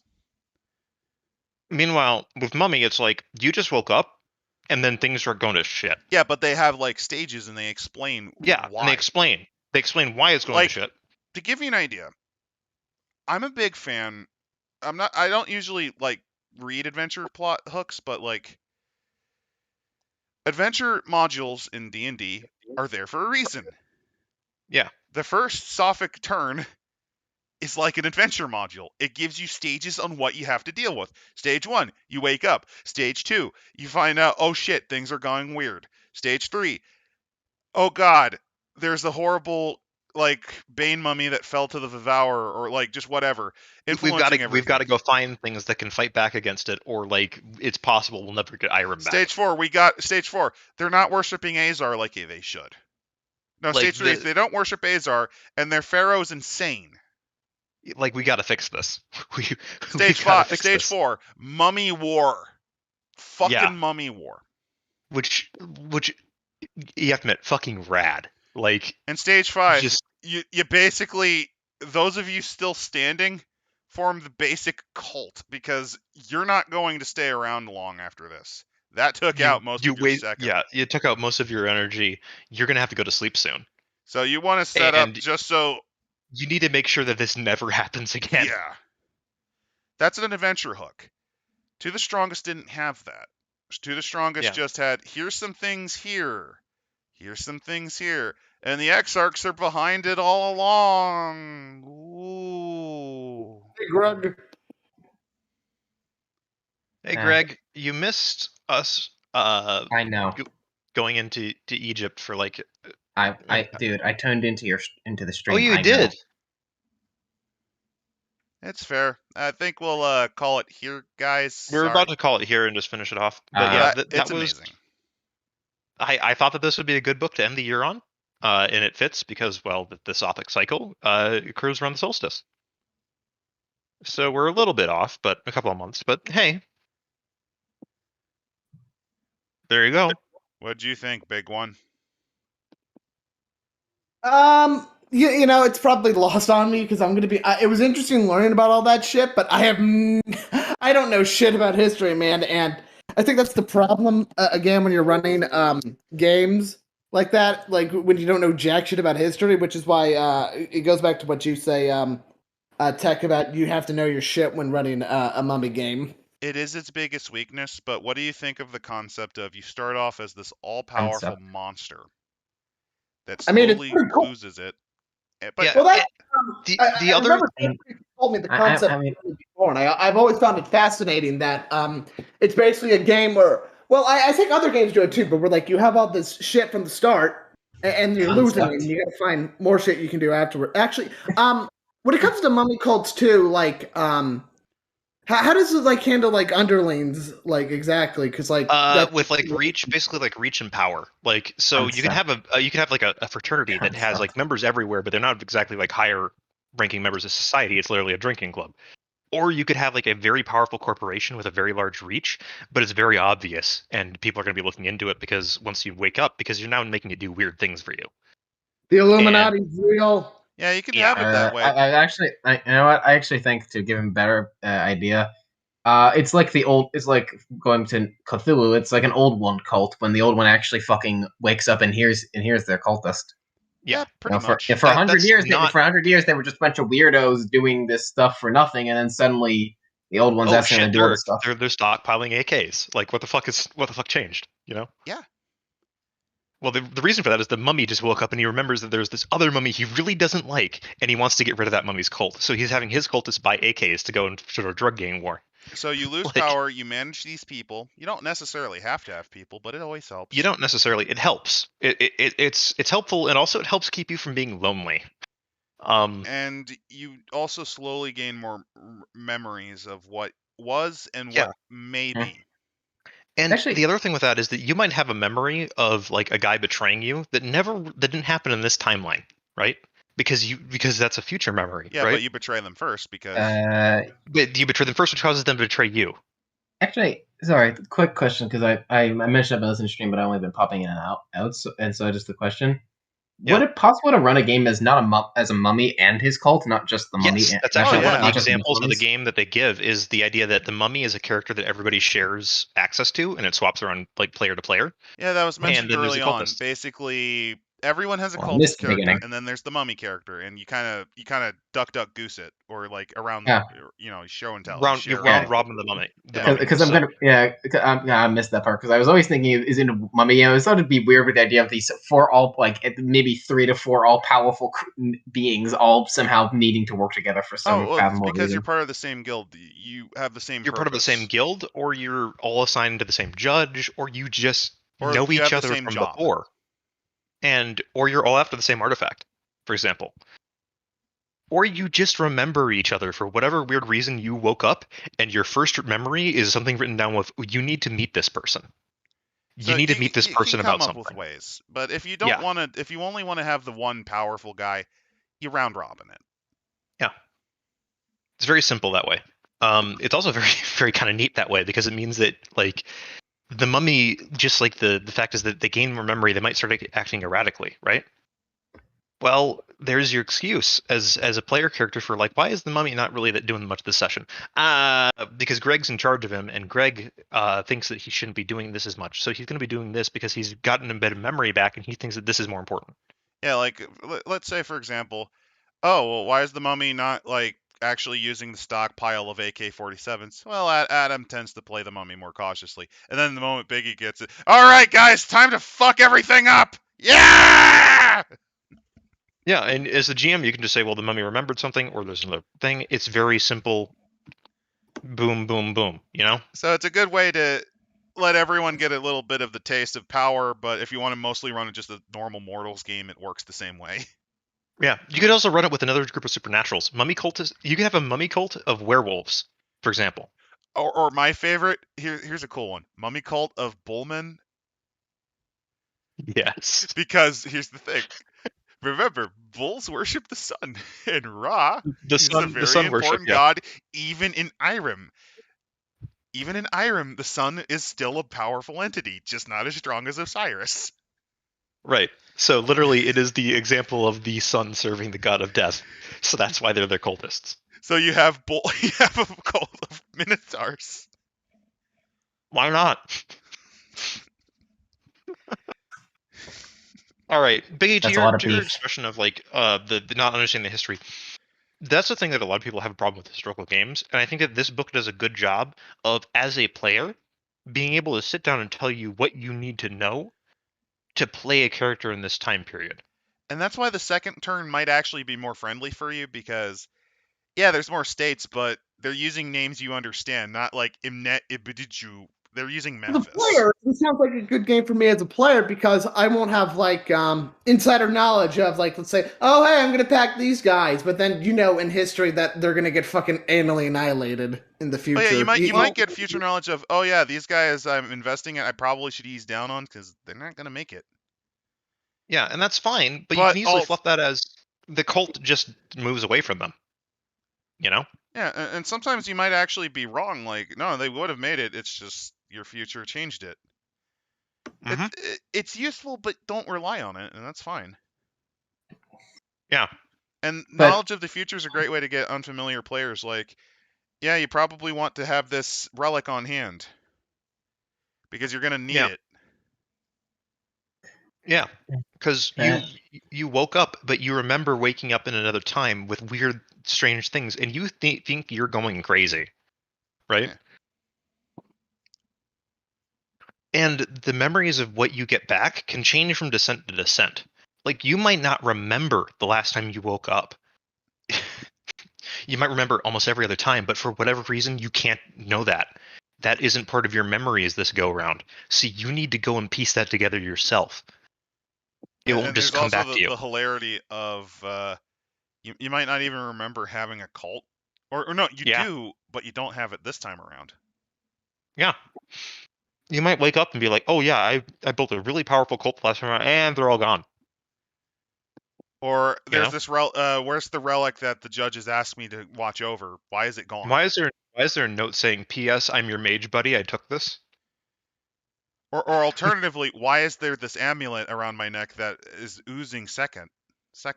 Like, why do I have a relic with me? You know, there's definitely a way that you can play Mummy as almost like a mystery game. The best way to describe it, in my opinion, especially if you want to have fun with it, it is like the Hangover movie. Where you wake You're up not wrong, and you have no fucking clue. I have this image where there's a bunch of mummies in a tomb and they wake up and one of them goes to check a chamber and there's this fucking sphinx inside of it. And they just shut the door and they're like, there's a sphinx in the mortuary room. Just like there's the tiger in the bathroom, and it's like they stole it from like a fucking mage somewhere who's Mike Tyson. And they have to find their other mummy buddy who they're pretty sure has died and might be reincarnated on Mount Everest. They don't know. So they have to go on a globe-trotting adventure to find their whatever the guy is, Stu. And it just turns out that Stu is just disguised himself as some mid-level manager in Microsoft for no reason. For no reason. He's just like, I thought you guys woke up like 3 centuries ago. Like, what's the it's deal? like, wait, why aren't you doing anything? Oh yeah, I woke up around the Sophic turn, dude. I woke up around. I'm still going. Like, he's just managed to putter along for this long somehow. It's just like, oh god. Like, yeah, like you can do a lot of fun things with Mummy that don't necessarily need to be like Eldritch being does X thing. It could be literally like, I just want to know what happened. Like you could do hangovers all the time. You could do the horrible buddy cop comedy where you could do a Weekend at Bernie's if you're the cult with the mummy. Yeah, you don't even need the mummy to wake up. You could just Weekend at Bernie's as the cultists. Yeah. Like the mummy falls asleep. Like he's the CEO of the company, but the acquisition must continue, so you have to pretend that the mummy is still alive. You have to figure out a way to pretend the mummy is still around. I know we've dragged this on, but that's kind of just the fun of this game. Well, and on a note to end this, I think there's actually a very appropriate something very appropriate that works both for this game and for quite literally this exact time and date. To old acquaintance be forgot and never brought to mind. Should old acquaintance be forgot and thanks of old lang syne. That's a perfect. Oh god, that is perfect. Yeah. So with that, have a happy new year and welcome to 2022, guys. May it be better than the last. It's not, bro. I'm gonna fucking die. Don't worry, the mummies will wake up and end Don't worry, it for Biggie. us. Don't worry, Biggie. You'll still be coming into 2023. Yeah.